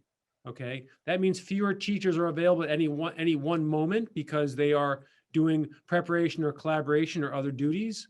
And so then what happens then is the class size goes up from the 12 or 13. That of course means kids are close together. So I hope that's making sense, but kids are rotating among fewer classes. So what we will have at O'Malley is O'Malley will start to look like our other schools. They'll go below 6 feet. They'll go to 3 to 4 feet, some 5 feet maybe, but we can probably count on 3 to 4 feet. We thought perhaps that there would be some cases where a class had too many kids enrolled in it to fit into the classroom. But through some great creative scheduling from the team there, they figured that out. And so all the classes can fit in the classrooms at O'Malley. None of them will be closer than 3 feet. Okay. As I mentioned before, contact tracing at O'Malley becomes similar to what we have at the elementary and high school. While that will be different for O'Malley, it is something that our folks are very well versed in and have experience in. Lunch will be split between the gym, the cafeteria, the gym, and then also kids at recess. They rotate kids through. I'll talk more about lunch in a bit. And in O'Malley, we have 35 students returning from the remote academy. Again, that's spread across houses and grades, so there isn't any significant influx in any one place on that. One important note here: specialists will have more students from more houses. They've been able to stick with a house for a period of time and work with those 80 students or so. They'll go back to their typical weekly workload of seeing students, which is about double that. That's typical for them. But they also will be working with students from different houses. So that's something that to be conscious of and just to be open about, really. But that means for them and for all our staff, staff have done a good job of maintaining 6 feet of distance from students, especially at O'Malley, and they need to keep that as much as they possibly can. Difficult, not easy, but can be done and needs to be done as much as possible. Lunch and breakfast. So let's dig into lunch and breakfast. As you saw on the survey results from K to 5, this is one of the biggest concerns, and it certainly is our single biggest operational hurdle. But I will say people are throwing in our principals, Gary Frisch, Greg Bach, lots of folks, folks from the community chipping in on this. I want to be clear to everybody, lunch for this spring will not be glamorous. It will not be tablecloths and fine china, okay? It will be in the cafeteria in smaller groups. It will be in outdoor tents. Most of our schools, especially all of our elementary schools, it could be in a gym, it could be on folding stools, it could be on mats, okay? And the weather will not always cooperate when kids are outside, okay? But we will do our absolute best to keep kids warm, keep them dry. And, it's a bit of an adventure. It's an adventure close to home and close to school. But it's really the only way to find, in the way our schools are built, especially 4 of the 5 elementary schools, where they share a gym and a cafeteria and they're small, there just isn't any space in those schools to do something that is in the buildings, honestly, and have the sort of space you need, which is 6 feet, a strict 6 feet of distancing. If they have a place to sit, we know that's 6 feet apart or more, then that's much easier to patrol, enforce, support, and also just easier for kids to follow the rules. We have been doing, I just want to remind, we've been doing snack, and our preschool has been doing lunch. Kids have been eating in our schools safely, and more kids will be eating, and they'll be doing lunch and breakfast, but we do think we can do it well, and we're preparing to. It does mean there'll be more lunch periods because there'll be fewer kids in each lunch period. For example, if you typically have 2 grades in a lunch at an elementary school, you'll have 1. Okay. Families will still order pre-order. So the lunches will be very similar to what they are now. They'll be grab and go. People pre-order lunch. The night before. Our teachers have been helping with kids who didn't order in the morning, but before, but need to. That'll continue. Helping students who haven't ordered. 3 lunch options. It'll be bagged, that sort of thing. And that will help with just servicing, moving to tents when necessary, that sort of thing. No more pre-ordering for breakfast. If someone shows up for breakfast, they'll be served, of course. Breakfast and lunch continue to be free and will be free for the rest of the year for anybody who would like it. So that continues. So the last piece on this is an important piece just also about allergies. Our principals are well aware, and so are our nurses, that no matter where kids are eating, there must be allergy-free places and safe places for kids to eat who have any sort of food allergies, and they'll make sure that happens as well. The last piece, I wish that this was in flashing bold colors. We continue to need more lunch and breakfast supervisors. Anyone out there, friends, college kids are coming home, part-time shifts are available, schedule is flexible.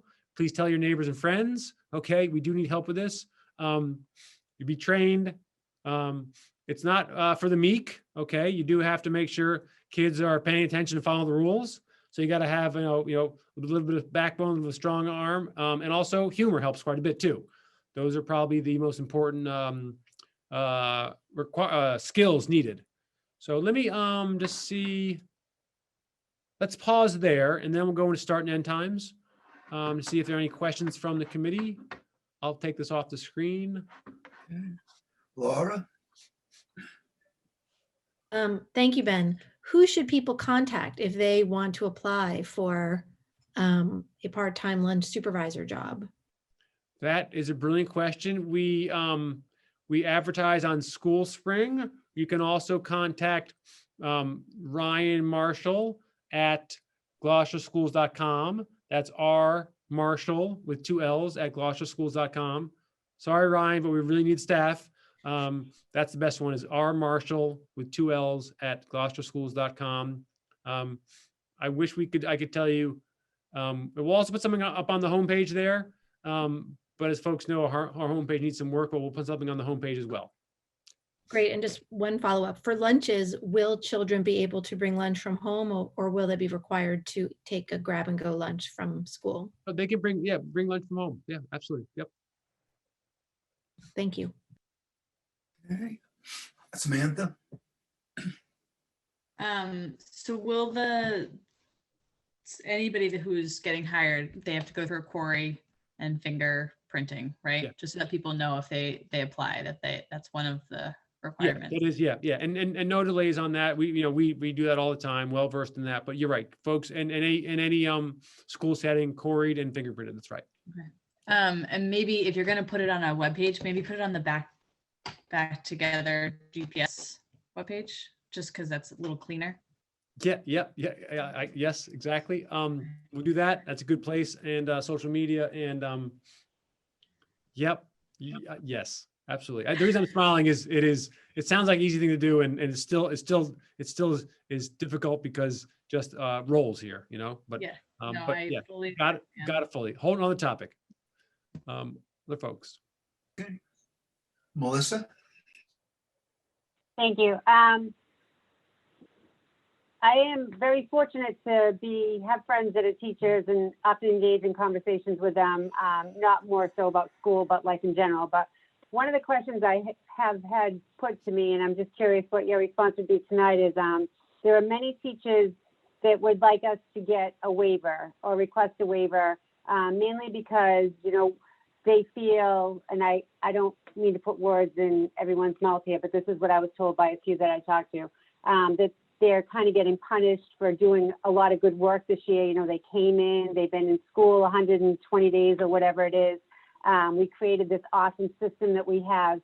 And then now for the last 2 months of school to have all that shaken up, and there's a lot of concerns with that. So I'm just wondering, it's my understanding we did apply for a waiver. I'm not sure, but can you speak to that? Because I know a lot of teachers would want to know that we tried, if that's the case. To know that way we're recognizing the hard work that they have done, and we're not trying to upset their lives by being directed by Jesse. We are trying to keep what we have going if possible. But can you just speak to that a little bit? That would be great. Yeah, no, I will. I'll go into detail in a little bit and in terms of the process and what we did and what we heard, and also give some context around it. But absolutely, yeah, I'll get to that in a little bit. And we did apply, and I'll share what happened. Joel? Thank you. So a few months ago, we had a very preliminary discussion about possibly returning to full school days. And one of the challenges that I think Ben, you had mentioned was that it's not as simple as kind of like dusting off the 2019 school year schedule and putting it back into place. Tonight your presentation seemed to be a lot of, oh, we're just gonna go back to how things were, except for lunch will be different. And so I'm curious, is this more of a return to traditional than you thought it was going to be, or is it more nuanced, and for the sake of time, you've just kind of given us the broad concepts? Yeah, it's hard for me to capture like the challenges and the level of work that folks are doing.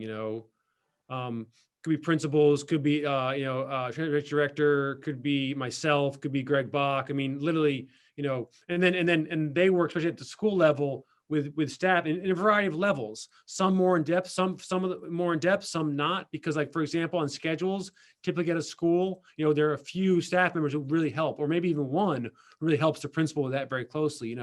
So what I said in December, I remember this vividly, is what now we're doing. We're doing just what we described then, So the sort of, I am in some ways down, I don't mean to downplay it, but it's hard to communicate. Like, we're going back to the regular school day and more or less the same schedules. But getting there is a whole lot of work. And the folks who are, saying like, this, whether it's disruption, and that's we'll talk more about schedules in a moment, whether it's just the level of exertion and effort, whether it's just the toll, to do it. I couldn't agree more. I'm feeling that myself, very much so, in a very real way. And yet we need to do it. I mean, this is what we've been hoping for and working towards for a long, literally for more than a year, and this is not only our opportunity, but we're really required to do it, and we'll talk more about it in a moment. But yeah, I don't want to underplay or diminish the level of effort this is taking right now. I mean, I don't mean to do that, and I hope, and I don't want to do that.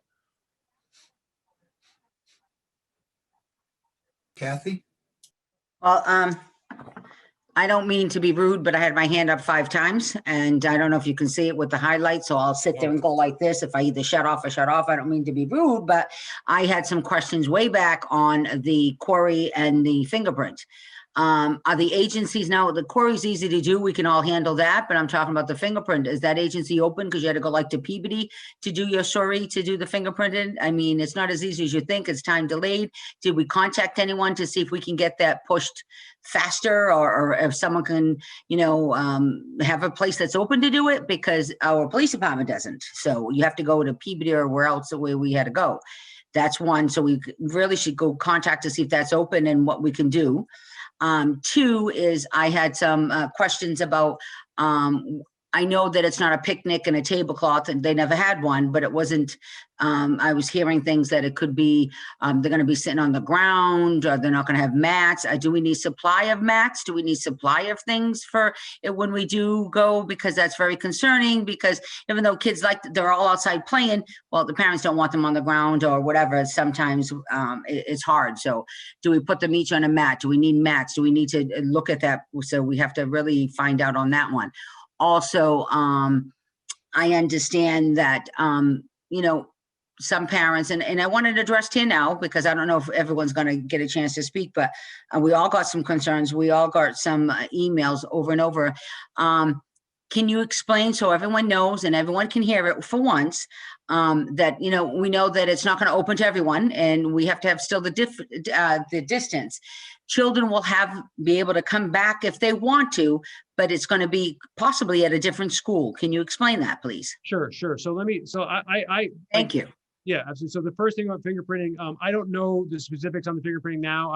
We've not had any troubles all year that I'm aware of, but I'll have Ryan Marshall get back to the committee just about how it's going and how folks are doing it. In terms of lunch, let me clarify that. Yes, so folks, we are ordering mats, we are ordering stools, we are ordering, more, not more chairs for O'Malley, but more desks for kids to sit at, in lunchtime, okay? And also classes as well, because we need to spread them further apart than the tables will allow. So we're all doing that, absolutely 100%. That's when I say Gary Frisch is working hard, and Cody and others, that's what they're doing. Let me go into the just the important piece around. Can I just a little bit later, Mayor, make sure I answer the question about list of limitations we have in terms of coming back in from remote? I'll answer that very, very clearly. Okay. All right. I think Kathy had a hand up, maybe. Yeah, just a quick question. So it was really heartwarming to see the appreciation from the parents that answered that survey. Were there any negative or constructive thoughts that were provided? Obviously, they were probably the minority. Yeah, no, they were, but absolutely. And I would say, I mean, two things. One, they mirrored some of those concerns people raised in the chart I showed you. So health, obviously, lunch was a big one. But also, I mean, a fair number of the sentiment of, we've been doing so well. This isn't necessary or needed, or it's inconvenient, or it's a pain, or worse, which, it is all those things. So there was definitely that. And then I'm just trying to think, there was one I remember seeing just lauding the remote academy as well. And so then also about schedules, and I'll get that to in a moment, schedules, disrupting schedules, folks expressing opinions on that, staying or moving, mostly staying. Yeah, so those were there were, some were, had some emotion and passion behind them, I'd say, in terms of being very direct and clear. But nothing, I don't think that it's not raising, I think, in this conversation, but helpful, certainly helpful to know that those concerns are out there, All right, I'm gonna keep going here because we still have a number of miles to go before we sleep. Lunch and breakfast, so went that. So start and end time. So this is the single most difficult decision that ultimately, from a lot of input, is on my shoulders. And I just want to start by saying no one will be happy. Okay. I mean, there's no way to make everyone happy. Okay. And we are really challenged on this. We must move a start time for either O'Malley or the elementary schools. We can't keep the start times where they are right now. And the very simple reason for that is, as it often comes down to any district in the whole country, is transportation. If we extend the regular school day with our current start times, okay, then 3 elementary schools, Beaman, East Gloucester, and Vets, converge, their dismissal time converges with O'Malley's all right around 2 o'clock. And we just don't have no way, shape, or form do we have, or have we ever had, I believe, the capacity to have 4 schools, O'Malley plus 3 elementary schools, travel at the same time. Okay, that is why we've always had, or in recent times anyway, as far as I know, O'Malley go early, substantially earlier than a group of 3 elementary schools, and then beyond them, a group of 2 elementary schools. Okay, so we have to either put O'Malley before the elementary schools or after the elementary schools. Okay, it's one or the other. So that means that you either have O'Malley families moving to a later time, or all the elementary moving to a later time. There's just no other options on this, especially on this time frame we're operating. And that time frame is the same whether it was April 5th or May 5th. Okay, the way you need to change those is a year-long process. So I think I've explained everything that's on this slide. As I mentioned, we did survey folks. I do want to just reiterate that there's no perfect answer on this one. We surveyed people, and what's interesting about this data, so this is K-5, is the responses were incredibly fast, incredibly quickly. I'm not sure if this is actually, anyway, so the K-5 start time for 76% wanted to keep the same of parents, and 71% of K-5 staff wanted to keep the same time, which is their earlier times. Okay, that is 8 o'clock for 3 schools and 8:45 for Plum Cove and West Parish. Okay. Now the challenge is when we go to O'Malley, we have the same thing. And I actually have these. I have the ends backwards. These ends are actually, sorry, for elementary. That's me. So we have 804 responses for K-5 parents and 242 responses for O'Malley parents. The percentages are the ones for O'Malley. These look very similar. 73% want to keep the same, the 7:40 start time, and 80% of staff want to keep the same start time. There obviously is, as folks may or may not know, quite a bit of data saying that for tweens and teenagers, it makes sense to start later. Okay, I agree with that. I support that. We are not going to be able to do that now. If another challenge on this, okay, I mean, so all I'm saying is the data here, if by some miracle O'Malley folks wanted to start, we're happy starting, later, we would have tried to make that move. If by some miracle elementary folks wanted, then that would be an easier move, okay? What we will be doing, so then the last piece is this: if it moved O'Malley to a 9 to 3:15 day, which is when we'd have to move them to keep our elementary start times, then we'd also be impacting high school athletics. We couldn't get buses to high school till at least 3:45. Away games typically start at 4 o'clock. They have to start later, as much as an hour later or more. And now we're running into daylight issues, lighted field issues, and also issues related to communities using fields for town and other leagues. So actually field availability even. So this is not something that I was really considering or thinking of until I talked to James and Brian LaFata, and they they were open to making the changes, but they would have been significant across all sports, pretty much. So the point is there is no right answer. There's no clearly right answer here. There's only answer that causes disruption. Okay. So in the face of all that, what we'll go forward to is sort of what's most familiar. Okay. Not a great reason. It's the best reason we have. So elementary schools will move back towards their starting times. I have it here so people can see it very clearly. Let's go so they'll be different than last year's starting times because the groupings of elementary schools are different than before.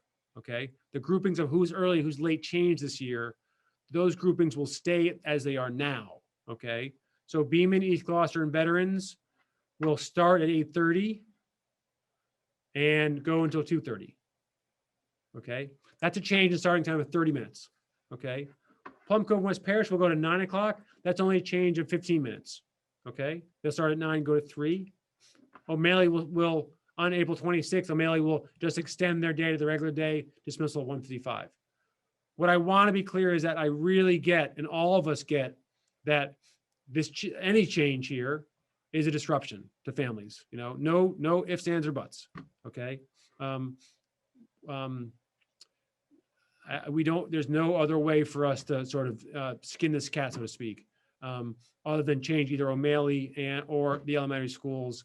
And I guess we feel that going back to something that's more comparable and more familiar over the recent past is probably the best move of no moves that are perfect or ideal. So let me pause there and see if there's some questions. I'll leave that up on the screen so folks who are watching can see it. But again, just to say it again, Beaman, East Gloucester, and veterans will go from 8:30 to 2:30. Plum Cove and West Parish will go from 9 to 3. And O'Malley will do what it's done in the past, which is 7:40 to 1:55. Melissa?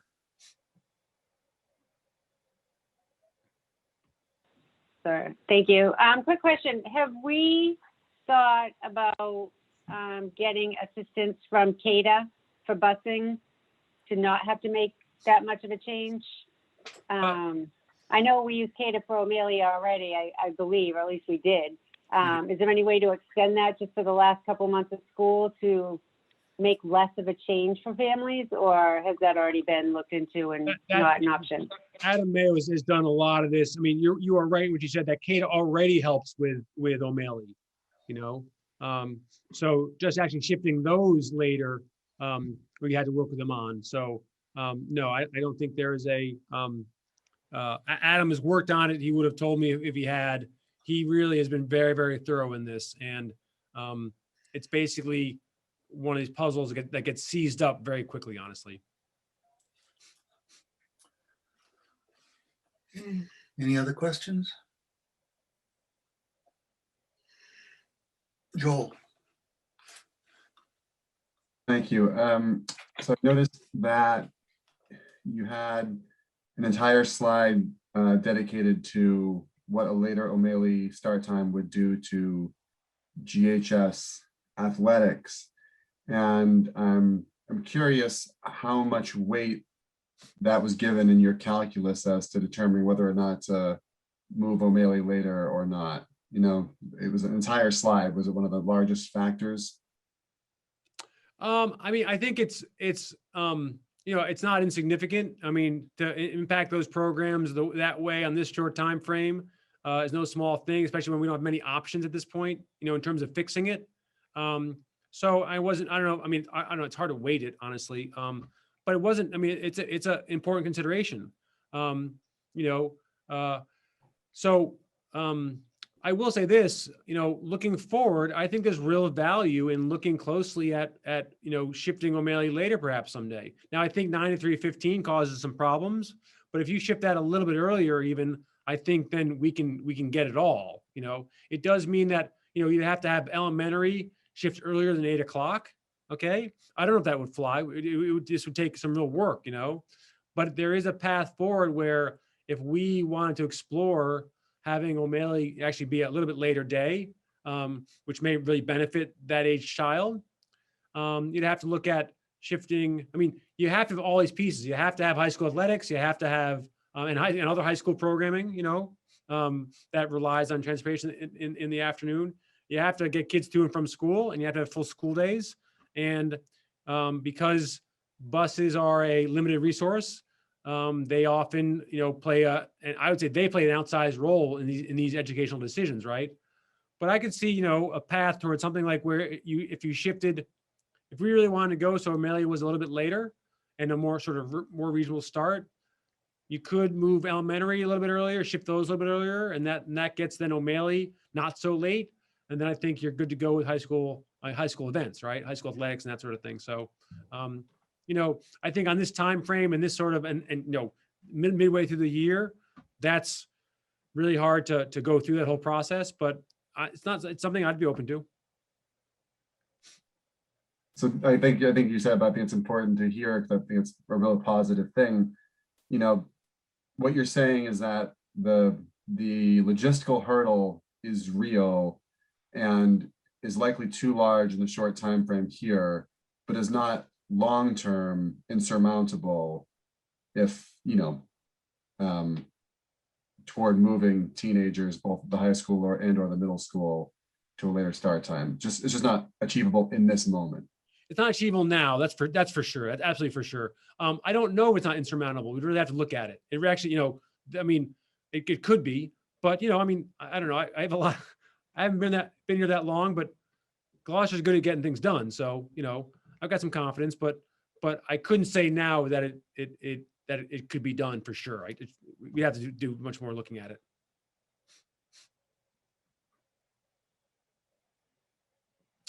All right, let me keep going. 1 second here. Couple. This will get. We may have answered some of these questions already. Hold on. You can still see the screen, right? Okay, sorry. So just folks have asked about this, you know, how are we getting this done? But I'll just cover some things maybe for example, if I haven't. So modifying all students and staff schedules, mentioned that. So the federal ESSER 2 grant, this is the federal dollars that were agreed upon in December, I believe. And this is we said in our last budget presentation, the $1.9 million. And if you remember, I said we had not allocated that in any way at that point because we were holding on to it and then waiting to see what would happen or what could happen. Well, this is what could happen. And this is what is happening.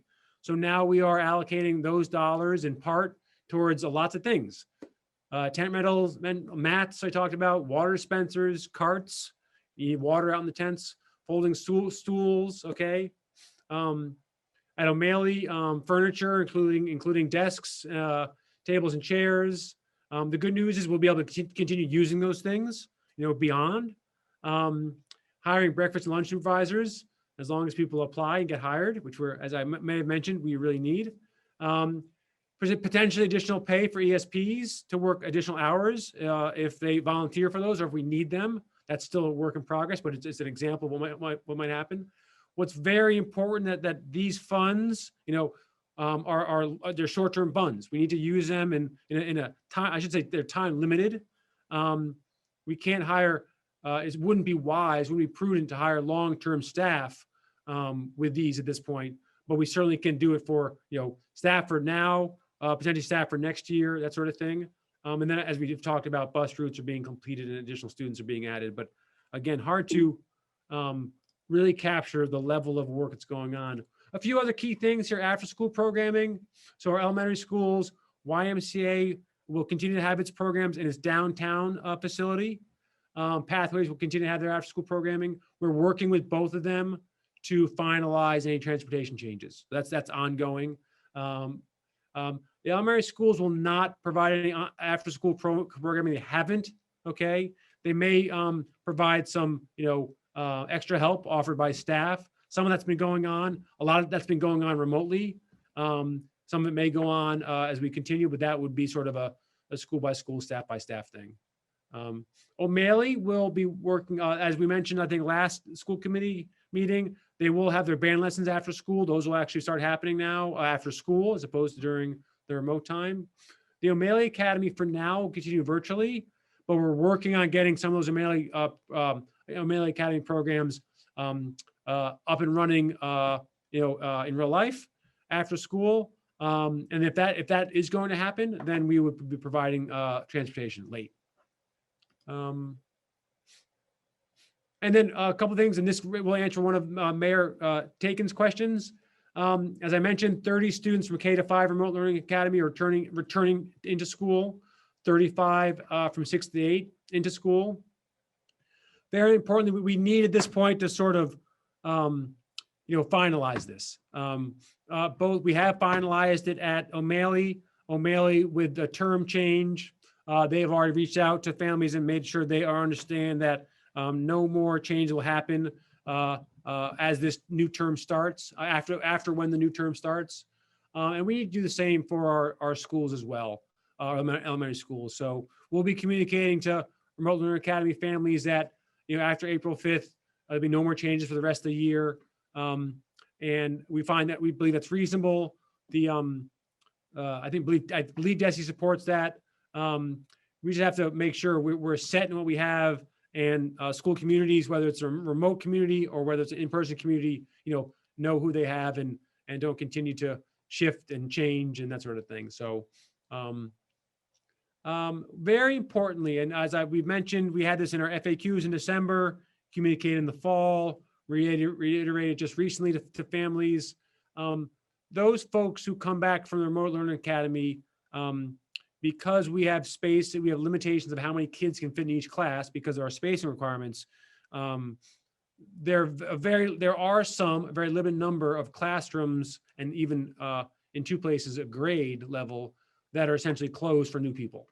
That means if someone who moves into Gloucester and lives, say, near West Parish, okay, they won't be able to go to kindergarten at West Parish. The kindergarten at West Parish is closed. It is max capacity for those rooms, okay? But the same thing would happen to if there was a remote kindergartner who wanted to come back to West Parish, the same thing would happen to them. And it has actually. And so as we've said to folks, you're not guaranteed a spot in your home school if you come back from remote, depending on if there's space. So we've had some folks go to Beeman, who otherwise would have probably enrolled at West Parish. We've had some folks been offered a choice to another school and decide to stay in remote. There are only 2 places across the whole entire district where this is happening. Has happened. That's kindergarten in West Parish and 5th grade at East Gloucester. every other grade, not every other classroom necessarily, but every other grade has some capacity at each school. So for example, at a school, say Beeman, where there are 3 third grades, I'm making, this is hypothetical here, okay? Where there are 3 third grade classrooms, one might be at capacity, the other 2 have available space. So this is not an easy thing. It can be really disappointing for folks. It is very disappointing for folks. So far, folks have been, understanding of it. Not happy necessarily, but understanding to some degree. But really at this point, it's just those 2 spots, 5th grade East Gloucester and kindergarten at West Parish, where we've had to, let's say, really sorry for folks and find a spot for them. So waiver request. Let me jump into waiver request. So we did apply for a waiver. That means we communicated with DESE, submitted one on Monday to meet the deadline, cited our model of in-person learning, cited the large number of in-person hours we've had, cited how we've sustained our in-person, not reverted at any time to remote, cited the tremendous work of all our staff and our community. We cited the governor's and commissioner's praise of our approach. And we also cited the hardship that we would face, that we are facing, or the challenge, I should say, by redoing our schedules, doing everything I've just described tonight. I've had 4 conversations over 4 days with the associate commissioner, and they have said, sorry, no. You need to continue as other schools are. Let me give some context for that and some rationale. I'm explaining their rationale. I'm not explaining my rationale, okay? First of all, just to give folks some context, apparently over 90% of all elementary schools will be back in full time as of April 5th, okay? Their regular school day. All the others will be on a path towards that, okay? The remaining 9%. So as of April 5th, all schools will be on a path towards a full in-person day. They are rarely approving waivers. I understand what the Globe article said today. I read it with a little bit of consternation and upset. But there are more, they denied more waivers today. They're really approving waivers in, I'd say 3, I have 2 categories here, 3 categories, none of which we sort of fit. One is about half their waivers are for schools that have 5th grade in middle school. And simply what they're doing is they're saying the 5th grade doesn't need to start on April 5th. That 5th through 8th middle school can all start together on the regular day or full day on April 28th, I think it is, okay? The other piece is the district has been fully remote for the whole entire year. They can go hybrid first and then they go full in. It doesn't mean they stayed hybrid. They essentially have approved no, or maybe a very limited, maybe a couple districts who've been hybrid to not go in full remote on April 5th. Okay, we are hybrid. And then the last piece they said was, not giving waivers because of inconvenience.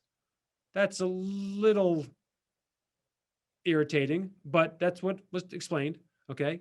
I didn't clarify as inconvenient. I think they did, but and then the other piece, just for folks to know, for the very limited number of districts. I mean, the last piece on districts is you will see exceptions like Boston, I think Springfield, Brockton. These are districts quite larger than ours. Have, I'd say, a lot more challenges in many ways, on many levels. Those folks have gotten waivers, and again, it's waivers to temporarily delay the in-person. What we requested was a delay until either April 26th or May 1st, and that's what they denied. I will say this, the associate commissioner did cite the Gloucester model, like he used the term the Gloucester model, which I appreciated, when explaining how some of those districts that are full remote, their first step towards going fully in person would be what we're doing now, okay? Last thing I'll say is, I do deeply appreciate, because this isn't easy for any of us, what it takes to, what we're all doing to get there. This is why we're here. This is what we do, and what we need to do is to have our kids in school every day that they can be. It's trying, it's difficult. It's really hard, you know. Teaching is always hard, and when we don't have a pandemic, you know, teaching is one of the hardest jobs in the whole entire world. It takes every single bit of our teachers to do a great job. So I get it, we're tired. And I get it also that our kids need this, and we can do it. We've been doing it every year, every day, and so we'll also do this too. And I say that with tremendous respect, and I don't say it lightly, but we're almost there, and we can do it, and we'll do it well.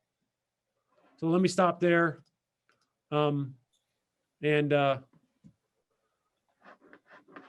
that off, and see if there are any follow-ups for folks. Any questions? I guess you said everything that needed to be said. Said a lot. Oh, Laura's got a question. Well, it's more just sort of, nuts and bolts. Do we need, or is the district interested in having people sponsor, businesses, et cetera, sponsor tents? Joel referenced at the beginning of our meeting that there are several businesses who are sponsoring a week of a tent, which I'm told is $340. So I'm just wondering if that is something that would be of help to the district, and if so, who they should contact. Yeah, always helpful. Just want to be clear that that no one can put their name on the tent. So this isn't sponsorship in that way. But it's we can do it without, and it really helps to do it with, because those are federal dollars that folks would be sort of, we wouldn't be spending those federal dollars on tents. We'd be spending on supporting students in the summertime or next year. That can be social, emotional support related to the pandemic. So, every little bit helps, and we appreciate it, and can use it. And I say that, I just think it's a great way one way to partner with our schools. And I think it's a way to really build connection with other organizations. And I like to do that any way we can. So it would be appreciated if folks are so inclined. And the person to contact is Gary Frisch, our CFO, G Frisch, Frisch at gloucesterschools.com. Thank you. I'll also put that on our school committee Facebook group. Great. Thank you. Any other questions? Samantha? Just on a similar vein, has anybody reached out to the chamber, or would it? I'm laughing only because I'm part of their legislative panel, forum on Friday morning. So I will be reaching out to the chamber very directly. Okay, perfect. Yep. Melissa? I will say this, I will tell them what we're doing and some of our needs. I don't spend much of my time, pursuing at this point those sorts of things. That's a great role for school committee members, and I know some of you are already doing it. So thank you. Melissa? So I don't have a question. I have a compliment. I just want to thank Ben for the tremendous amount of work that's been done. I remember we were at a meeting here a couple of weeks ago, and we said our next meeting was the 24th, and here we are, and you figured it out. You and your team figured it out. So there was an enormous amount of challenges. There still are challenges, but just extremely impressed with the persistence to get our kids the best education they can. And it's a huge thank you to you, our nurses, our teaching staff, everybody. I mean, it's just awesome that we're figuring this out when 2 weeks ago we didn't think we could. Yeah. So thank you. Thank you, Melissa. I appreciate that. And I'll thank you for all of our folks, because you really pulled them all in. The mayor earlier said, we're lucky. She's right. We're lucky in lots of ways, but also, and this has nothing to do with me because I'm new here, we're also good. We're really good. We do great work here. And it's a testament to, like I said again and again, everyone pulling together, helping out. Yeah, we're doing a great job, and we'll continue to do so. Thank you. Okay, anything else before we move on? Okay, we're going to go on to committee reports, and there's only B&F, an update. And Kathy, why don't, you got a number of action items. Why don't you take them up right out of, in order, as part of your report? Okay, the Building and Finance Subcommittee met on Wednesday, March 17th, 2021. And we did our regular update on the fiscal 21 budget. Everything is looking like we are operating within our budget. We are below budget on items like substitutes because we can't find them. That's for teachers and paras. Bus monitors, similar thing. So, you know, our district, back to complimenting our district, everybody is doing an amazing job in situations where we really are understaffed. So, you know, all the compliments from the parents, despite some of our staffing challenges, is a testament to what everybody's doing to make it work.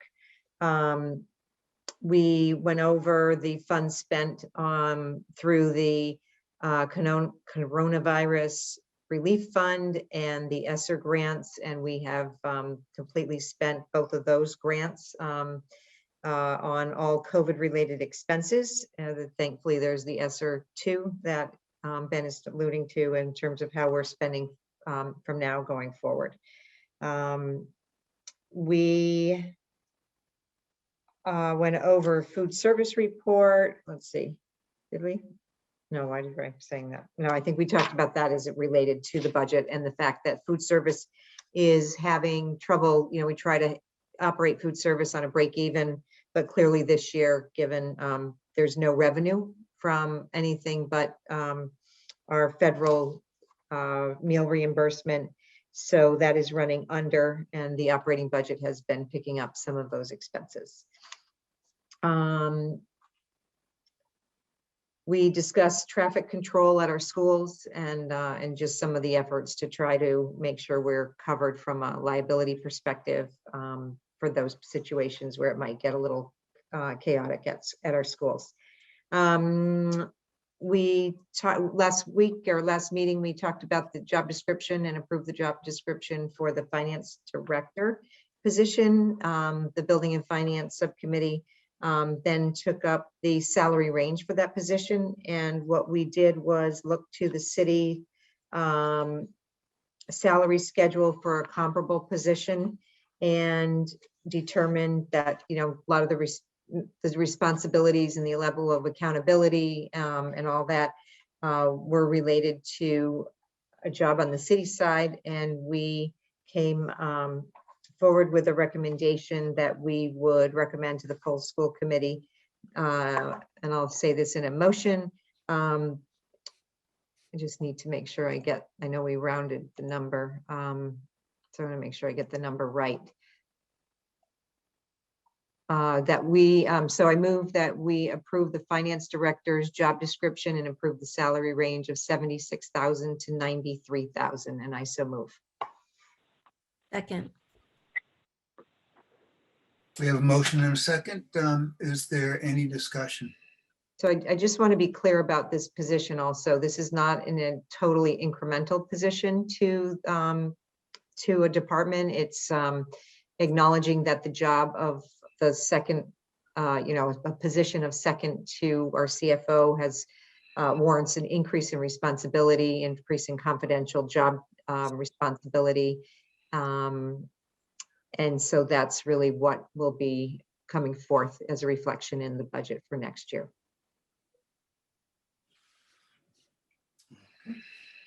Any further discussion?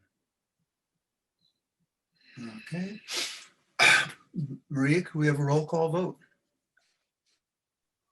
Chairman Pope, Yes. Ms. Prince, Yes. Mayor Taken, No. Ms. Watson, Yes. Ms. Weason, Yes. Kathy Clancy, You were muted, Kathy. Sorry, yes. and Mr. Favazza. Yes. Okay. It carries 6 in favor and 1 opposed. Go on, Kathy. Okay. And then the last items on our agenda have to do with special budgetary transfers to the city. One of them is our annual transfer to the city for our school resource officer because of the way the money flows. And then there were some other transfers that need to be made. So the first transfer is that for the school resource officer, and I move that we authorize the chief financial officer to request approval from the city council to transfer $60,000 from the Gloucester Public Schools to the Gloucester Police Department for the purpose of funding the Gloucester High School resource officer for fiscal year 2021. I don't think we have to request permission from the council. It's us approving it. Correct, yeah, so I strike that part, Maria, that we authorize this chief financial officer to transfer 60,000. And then that is for Second. this fiscal year. Second, Okay. Joel?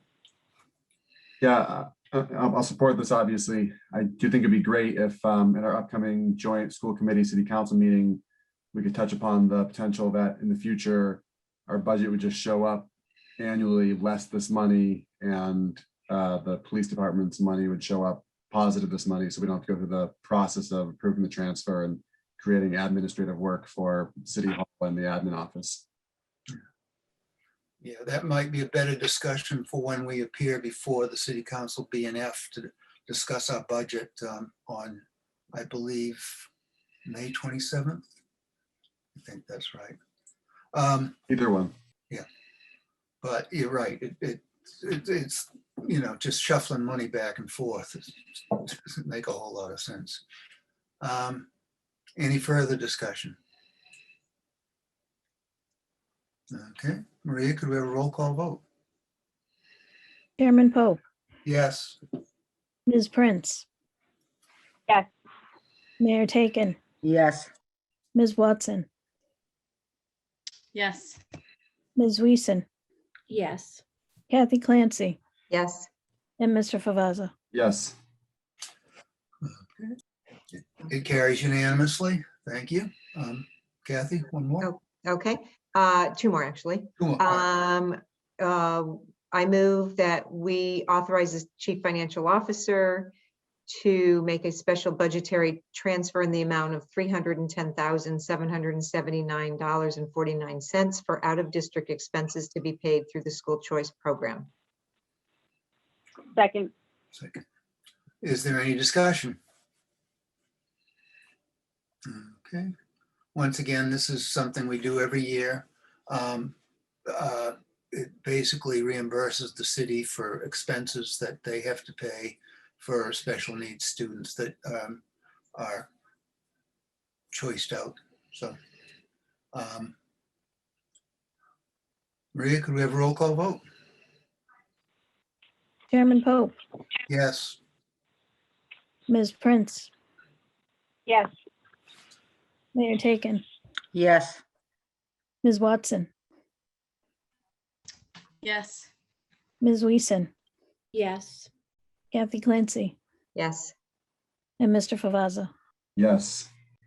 Okay, thank you. It carries unanimously.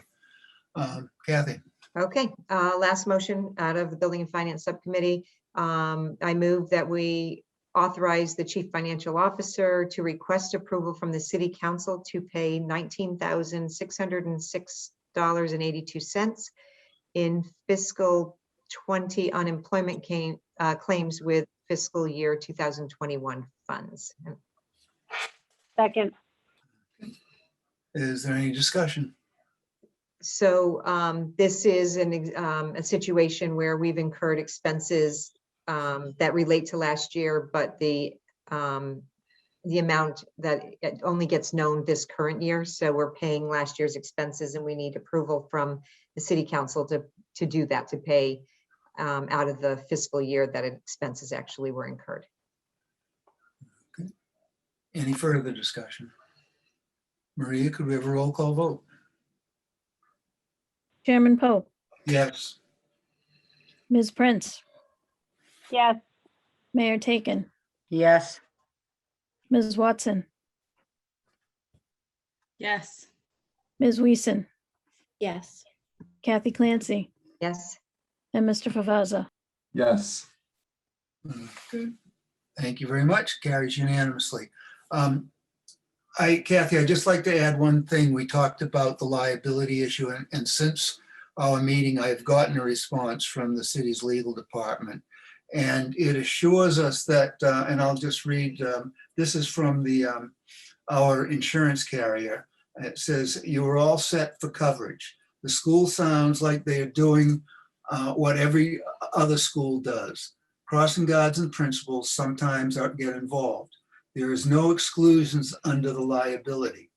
And I believe the city is self-insured for workman's comp. So if there was any injury with the staff, it would fall under the city's workman's comp program." So that's the response from the insurance company. Samantha?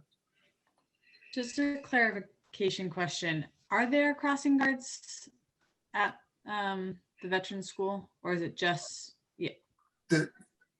I asked Matt that the other day. They have one. They probably could use two. I Okay. think we want, like everything else, we can't hire them. We're trying to hire them. We're trying to hire. It's an unfilled position. They have one and they should have two. That's right. Yeah. I think one of Ben's communications said that as a result of the change to full school day, vets will resume breakfast. And so Principal Lemus may be pulled away, and that increases the need for a second person anyway. Is that correct?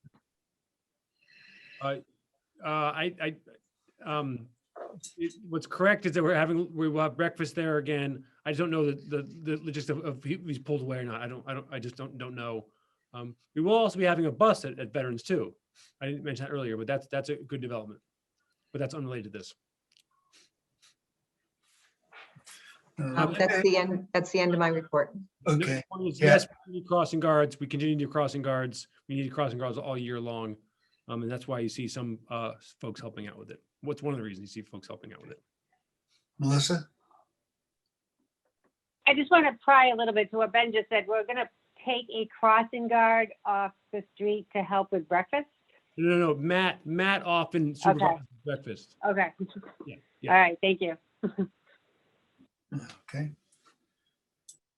All right. Let's move on to the other action items that we have. Okay, maybe Melissa wants to take this up. We approved the salary range for the finance director's job description, but I don't think technically we approved the job description yet, have we? I don't think we did. I think we discussed it, and people, the members were allowed to ask questions, but I don't think we did an actual motion. Right, because we didn't have the salary range. But Right. now, so I'm just asking, do we need to approve the job description with the salary range? The salary range was approved. Or did we? I thought that was, Or did we approve this job description in the course of approving the salary range?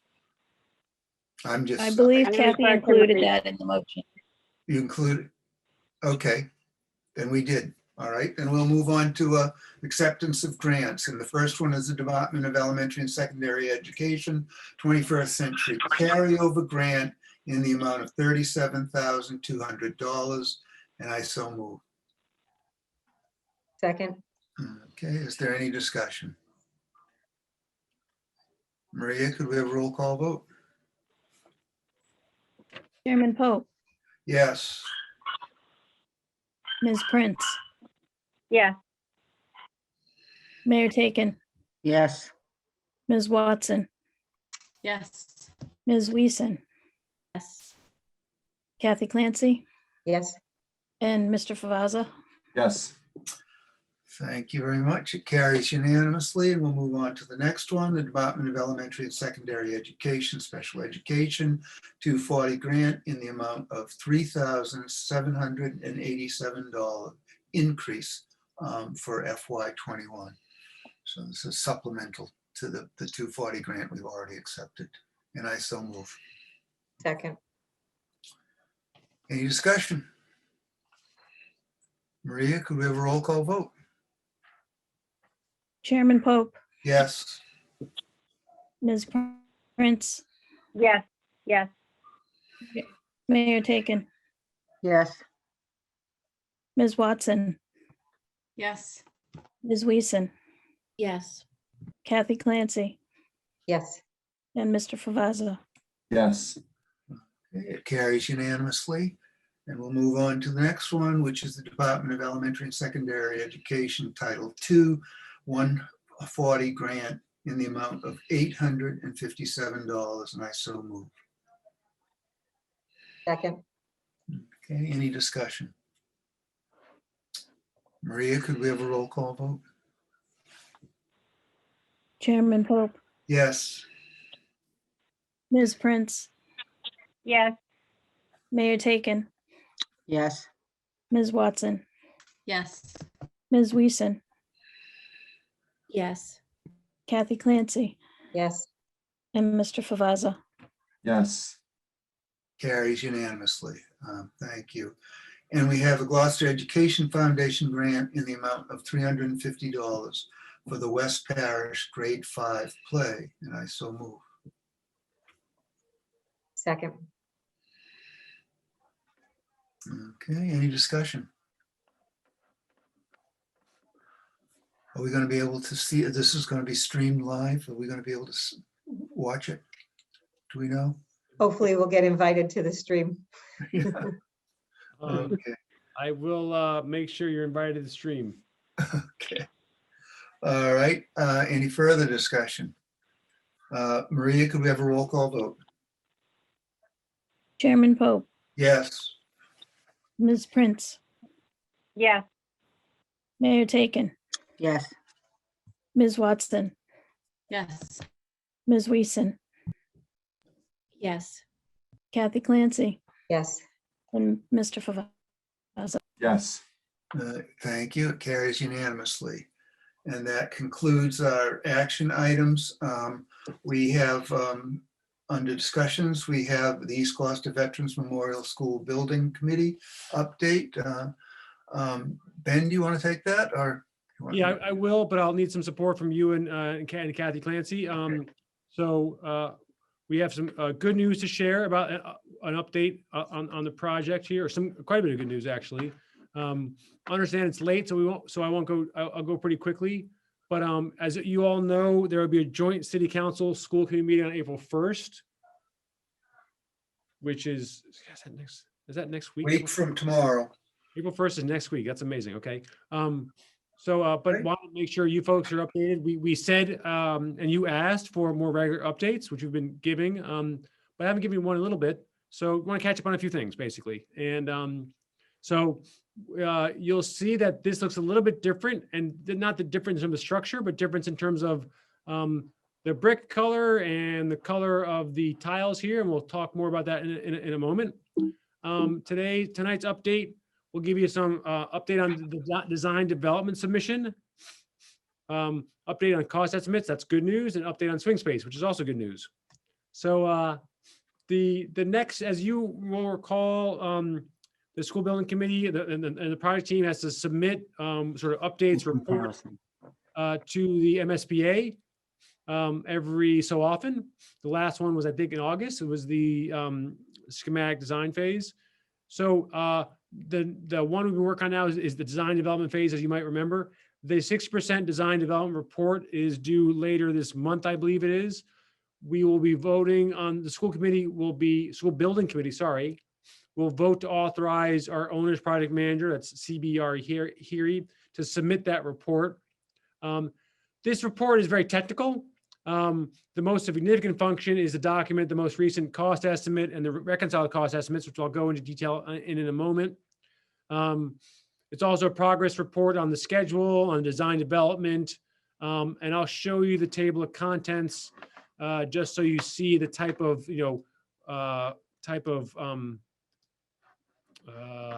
work that goes in this. This will be quick. give me a moment here. Here we go.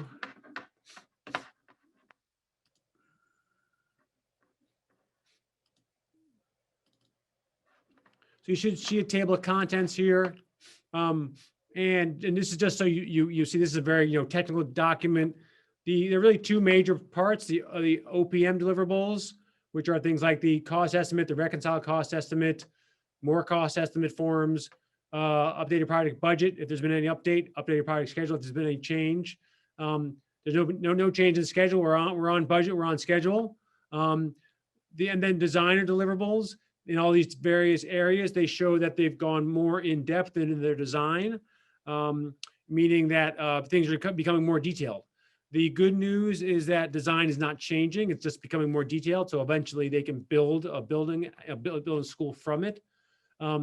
This is often a time, which I'll talk about more, where things actually, can go haywire. What I mean by that is that there could be significant changes in design for any number of reasons. Most often it's related to cost, and where if you're having cost overruns, you've got to start changing the design. And that's when this report, the DD report, will become much more complicated, because we're on time, we're on budget, and we're not making any design changes. It becomes very perfunctory in terms of just submitting technical documents, really. So just wanted you to see that, what that looks like. Let me go back to the good news here. 1 second. Present.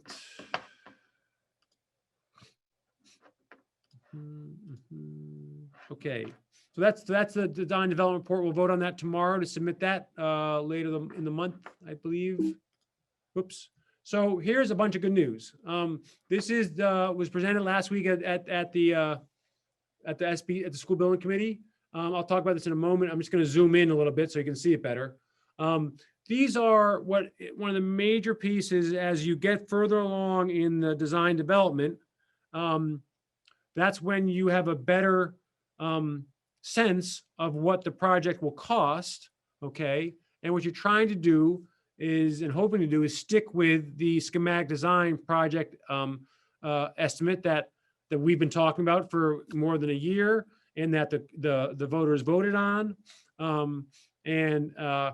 And you're hoping that as you design it further and then estimate again, that you're still within that budget. And the good news is we are within that budget, and not only with one estimate, but two.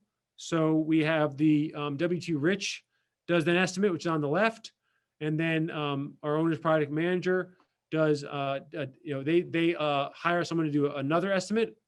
And what you want to see is that the estimates are, aligned with each other, near each other. And you also want to see that they're under budget. And these are actually remarkably similar in terms of the numbers you have here. And the good news is they're under the actual budget, both for construction and direct costs and total construction costs.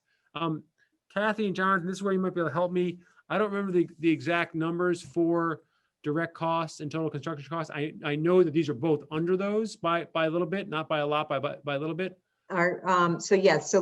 Just to be clear, this is literally the line item for construction. So there are other parts of the budget that get us up to the 66, almost $67 million project in total.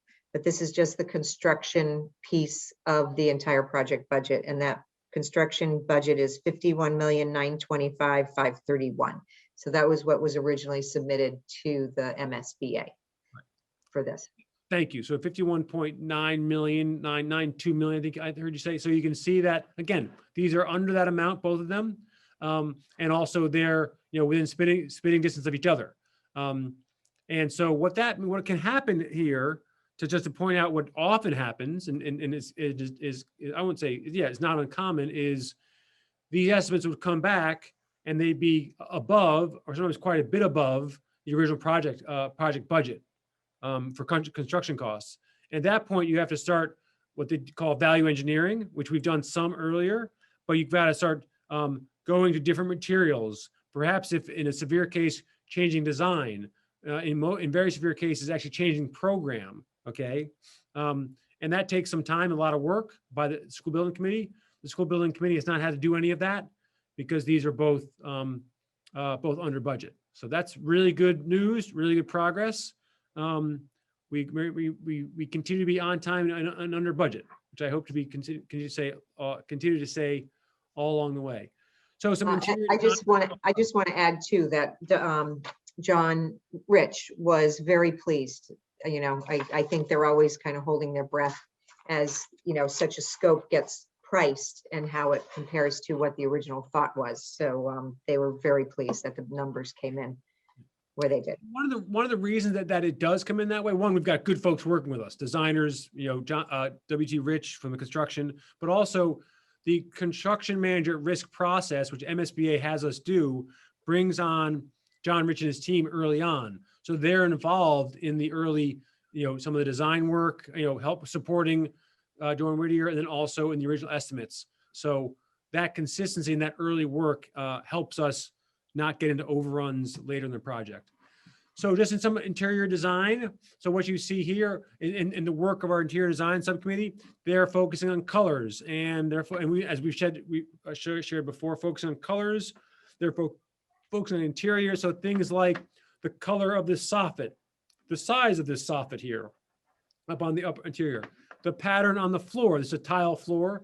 The colors on the floor. Okay, looking at the colors, and we haven't decided this yet, but one of the things we're looking at next are the colors of the tiles and the pattern of the tiles. It's that sort of level of detail that the school building committee is involved in. Here, in this case, looking at the shade of the accent wall, okay, or the shade of this soffit, okay, and not only in this room, but how that varies, you know, sort of grade level to grade level, or hall to hall, that sort of thing, okay. This is very detailed work, which is, you know, kind of fun, but, you know, kind of, and then this is, to show you an example, when we first saw this, or last saw this, the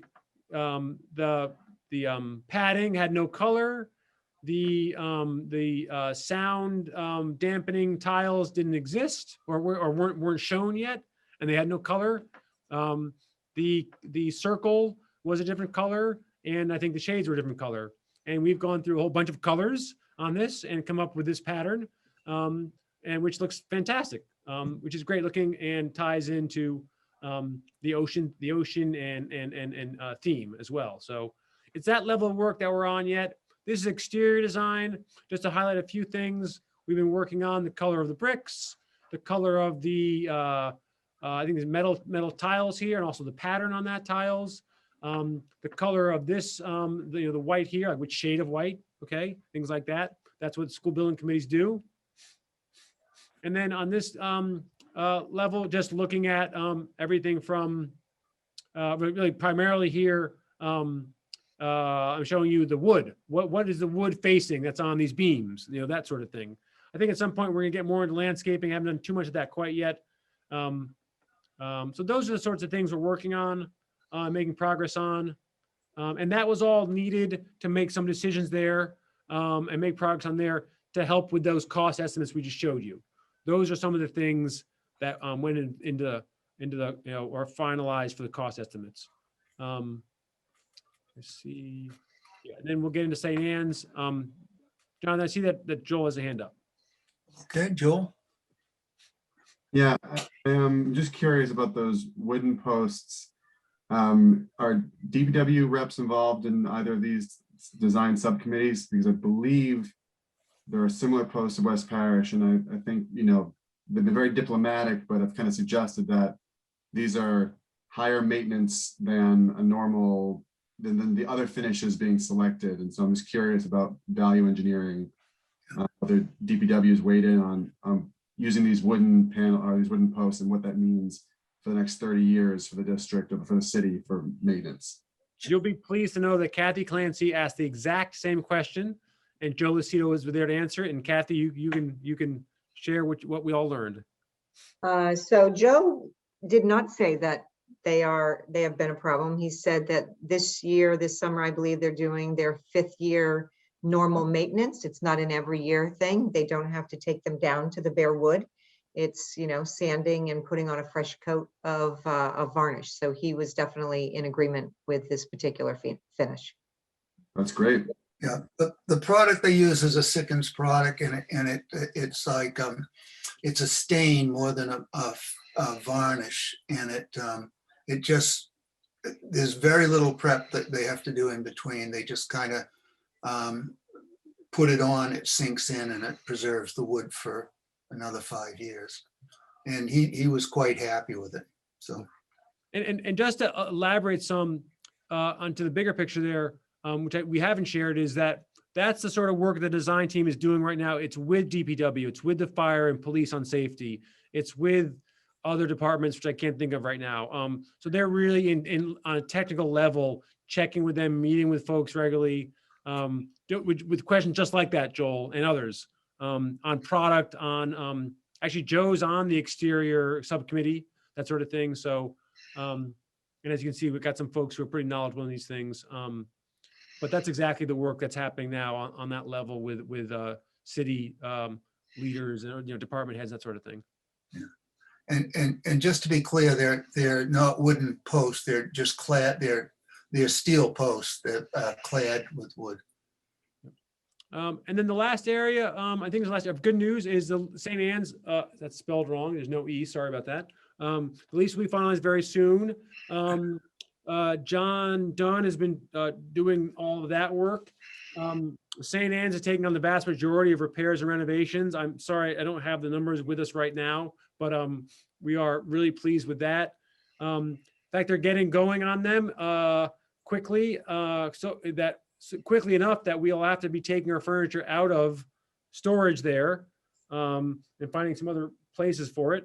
We'll end that storage lease, because we'll take the new lease will start, I believe, May 1st. And then we'll have a forum for veterans family, I believe in April, to provide an update on them, update for all of them on St. Anne's and the swing space there. So that's going along quite well. There are a number of repairs that have to be made, but that's a lot of maintenance, and that St. Anne's is required to deliver the building to us in proper shape, and that's what they're working on, and John Dunn and their folks have done a nice job on that. The last piece, upcoming public meetings, school committee, the school building committee meeting.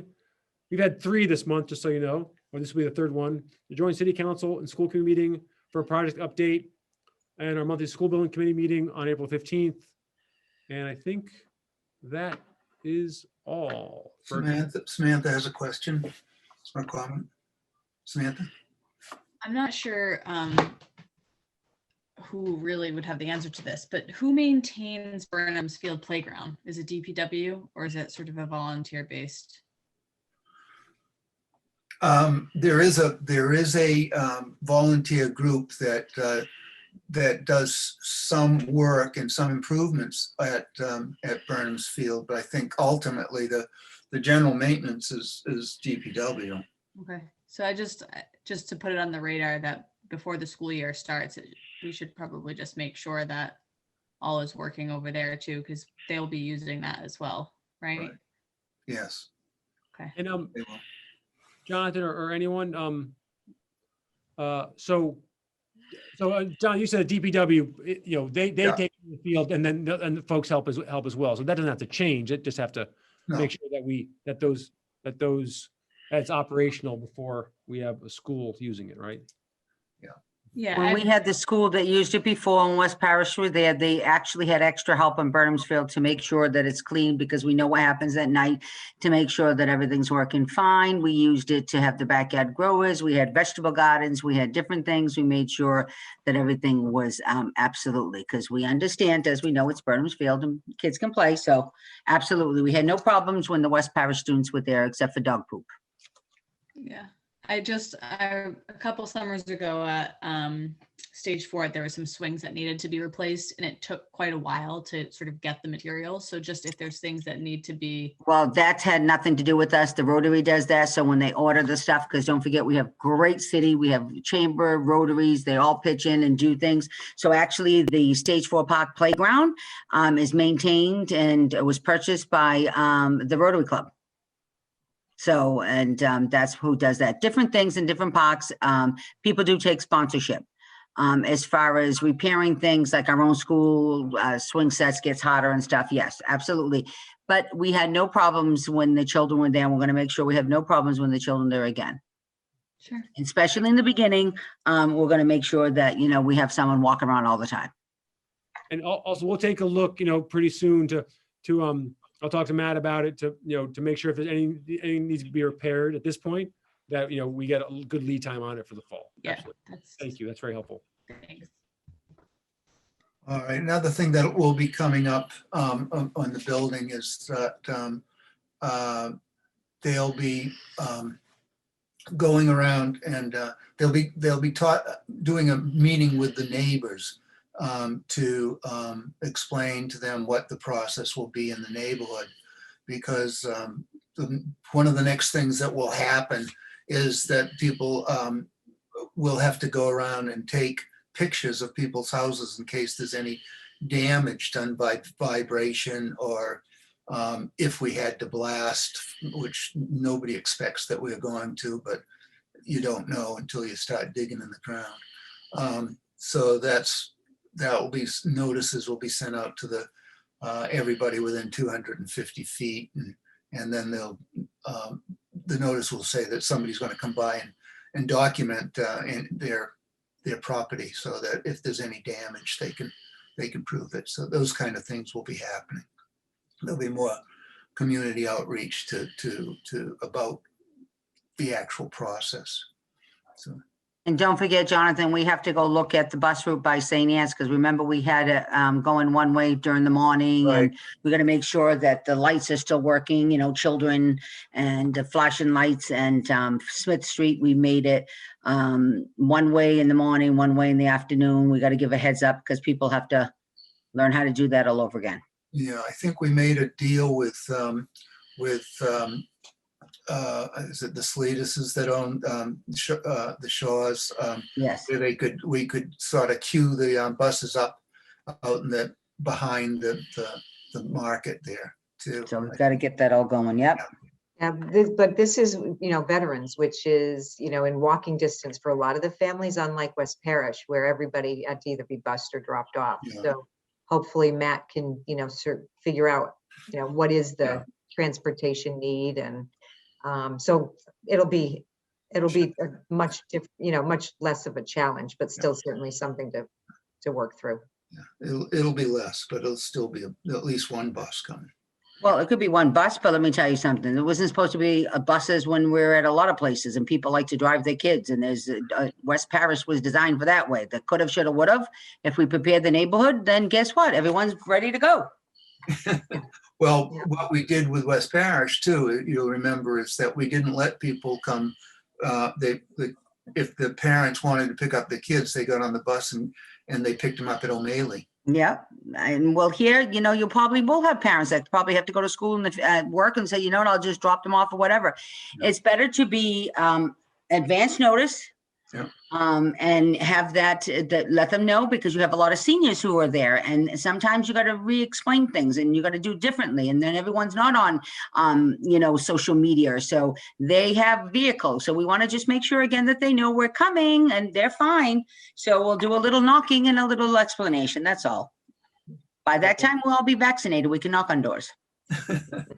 Okay, great. Ben, I think our meeting is on April 8th, not the 15th, right? Isn't it the second Thursday?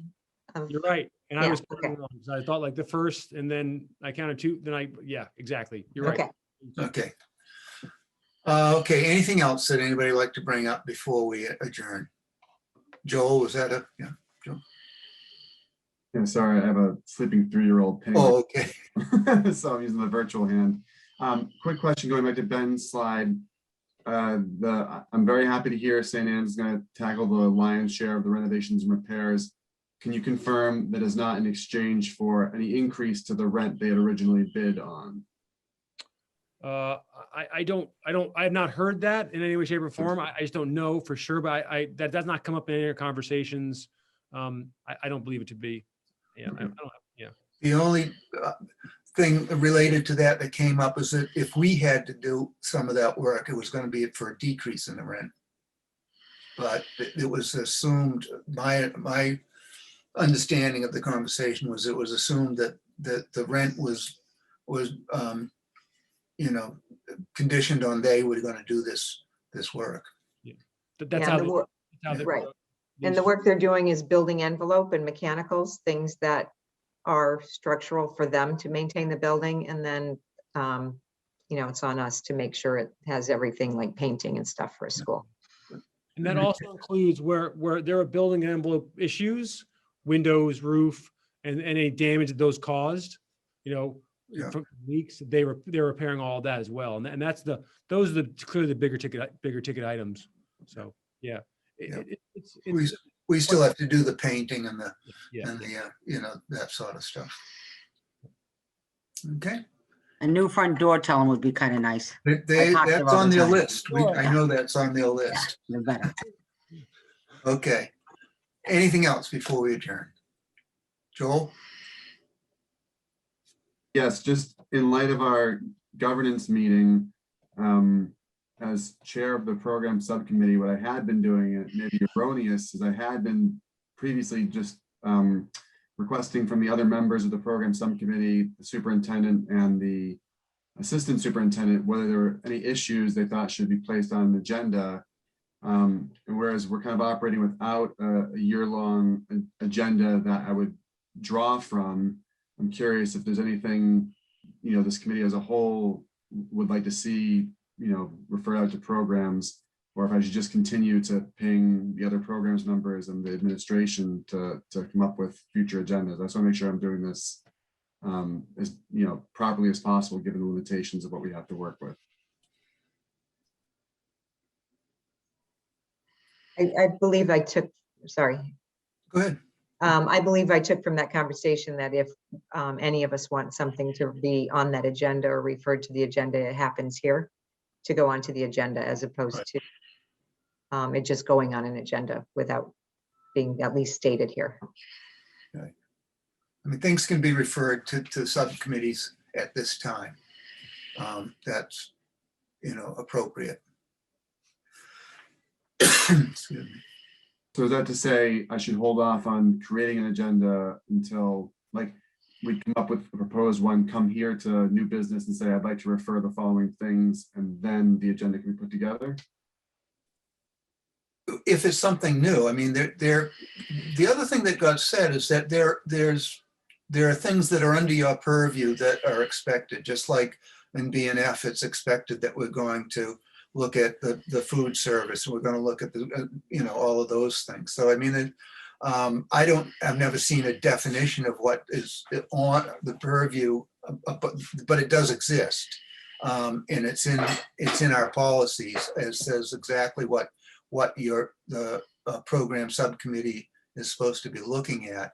And so you should look up that policy. I can't tell you what it is off the top of my head, but and those are the things you're supposed to be looking at and don't require referral. I think referrals are when some specific topic has come up and people want, you know, specifically want you to look into it. Okay, thank you. Okay. Anything else? Okay. Motion to adjourn. Second. There we go. Maria, roll call vote. Chairman Pope, Yes. Ms. Prince, Yes, good night, everyone. Mayor Taken, Yes, and I like your haircut, Sam. Ms. Thanks. Watson, Yes. Ms. Weason, Yes. Kathy Clancy, Yes. and Mr. Favazza. Yes. Okay, thank you, everyone, and we'll see you all soon. Good night.